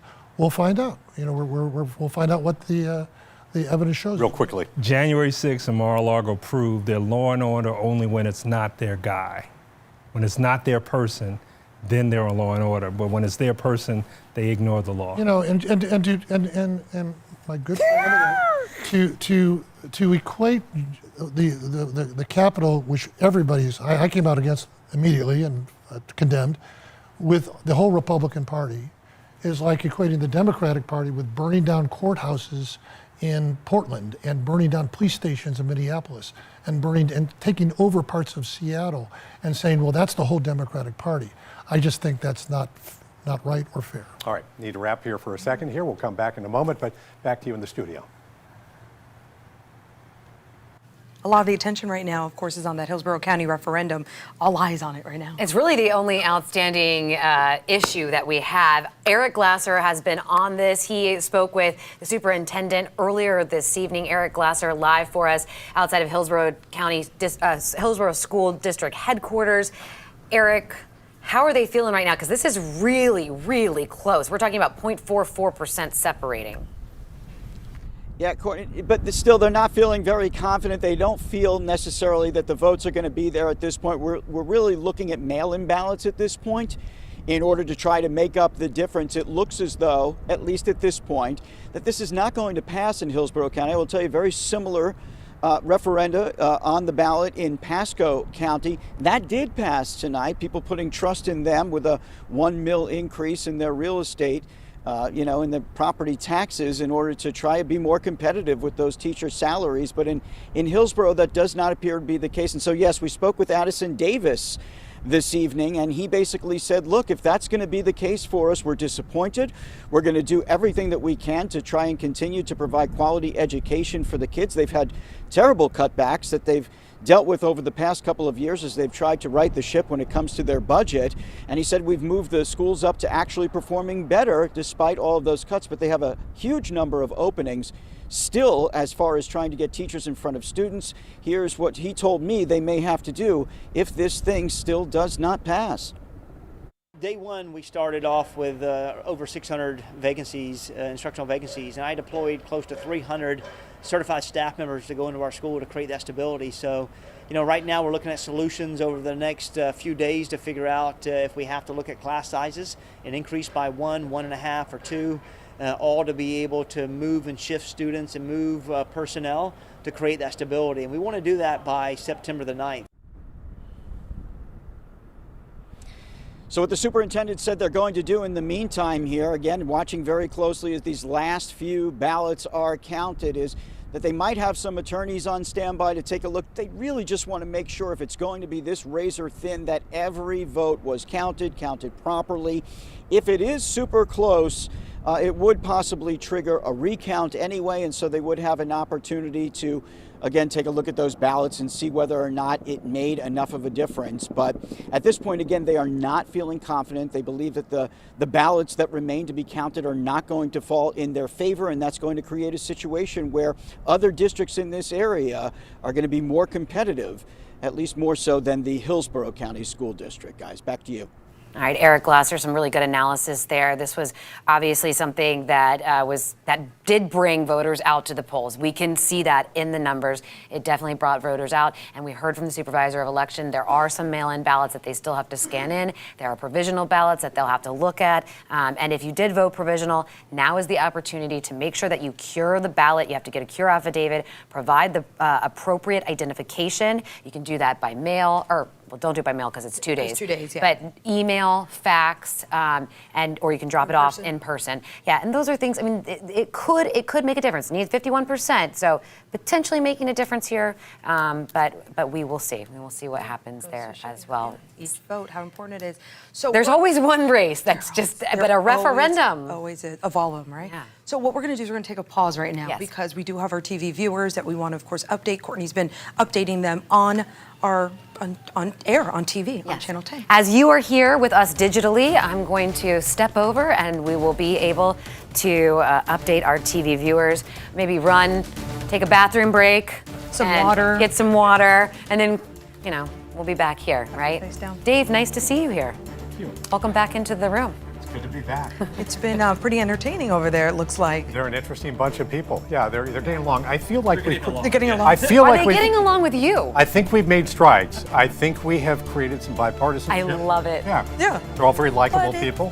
And it's fun to have them debate and say, no, I don't agree with you on that one. But It's really insightful. No, it is. Yeah. And I It's a great appreciated former Mayor Buckhorn's analysis too on the referendum. Yeah. The one that we're watching. You didn't like Rick Baker? And Baker's, yes, of course. But he was in Hillsborough. Don't start anything here. Yeah. Got it. No, but we're really thankful to have them here in-house. It really does help because, you go through all of the numbers, you go through what you're hearing from voters, but then to hear this analysis from somebody who's held office is very helpful. And there is the Hillsborough referendum race that we were just talking about. Too close Andy, to call. While we're looking at this and you all continue to talk about that, will you guys run me through this just real quick? Thank you. Yeah, I mean, the question is, was this because the economy, people are really feel like they're put upon this difficult time for a lot of people trying to make ends meet, having a difficult time financially, and then you ask them on top of that to put up money for schools. Yeah, and you consider homeowners. We've talked about insurance rates and all the other bills people have to deal with, and then to come with this. So it's been interesting to see what voters think. No question, this schools could mean are really important. A few extra $100. Can be, depending on the value of your home. The assessed value of your home. Yeah, the question is $1 education worth that? Yeah. Yeah, and a lot of folks think it is, and obviously some folks don't want to go along with this tonight. All right, well, we will continue to watch that as we get ready to send it over to Courtney.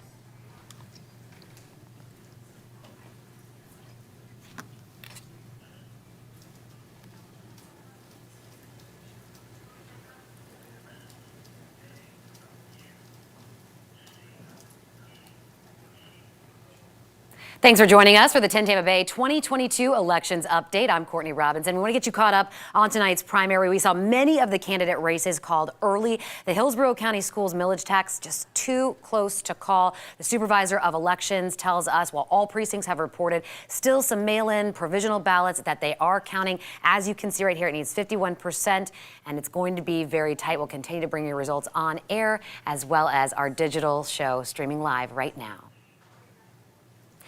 All right, and we're back here on our digital show. Thank you all so much for bearing with us as we pause to update our television viewers on the Hillsborough millage tax referendum. Between worlds here. I know. It's the metaverse, right? It's something like that. Spideyverse? Sure, Is yeah. that right? No. You do have your Spidey senses. And Yes. All right, so we do want to run you through the races that we've called right now. Okay, so we start right now with the Democratic primary for U.S. Senate, handedly going to Val Demings as the projected winner, who will face Senator Marco Rubio come November. Rubio, of course, has been in that seat since 2010.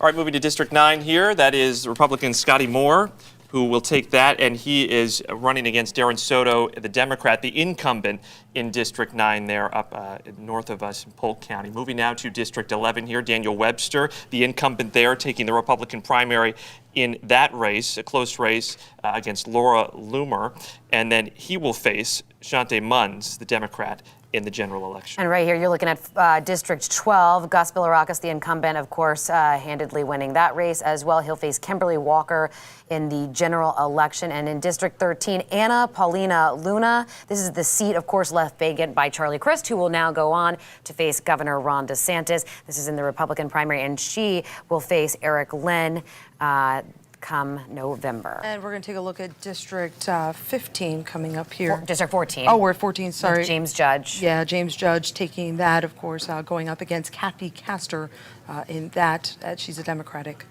The incumbent right there. I mean, and one of the, I think the very first race that we called was Kathy Castor. That one came in early, which you can see. She ran away with it here. This is a safely Democratic district, so it's not a big surprise. No.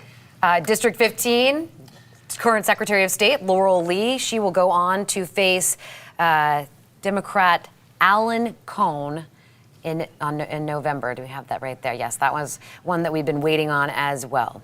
In District 16, you've got incumbent Vern Buchanan, of course, taking that in the Republican primary handedly there, 86%, facing off against the Democrat Jan Schneider, who was uncontested in this primary. And finally, District 18, you've got Scott Interesting Franklin. right here. Scott Franklin, who currently represents District 15. Yes, he will take that Republican primary. And also, interestingly enough, because District 18, there is no Democratic candidate that qualified. And of course, still waiting here on District 1, Matt Gaetz, still that. Just an interesting race that we're all following. I think the nation is all keeping an eye on that. And we also want to thank our, there's Charlie Crist. Charlie Crist defeating Nikki Fried tonight. She said she cast her support to Charlie Crist there. So he goes up against this behemoth governor, Ron DeSantis, who's garnered a lot of statewide but also national attention. I want to let you know about our analysts. We appreciate them being with us tonight. They seem to have gotten along. I wish we could have had more of the conversation behind the scenes because it is remarkable. We appreciate Bob Buckhorn, former Tampa mayor, for being with us tonight, Rick Baker, the former Republican mayor of St. Petersburg, and Reginald Mitchell from the Florida A&M University College of Law.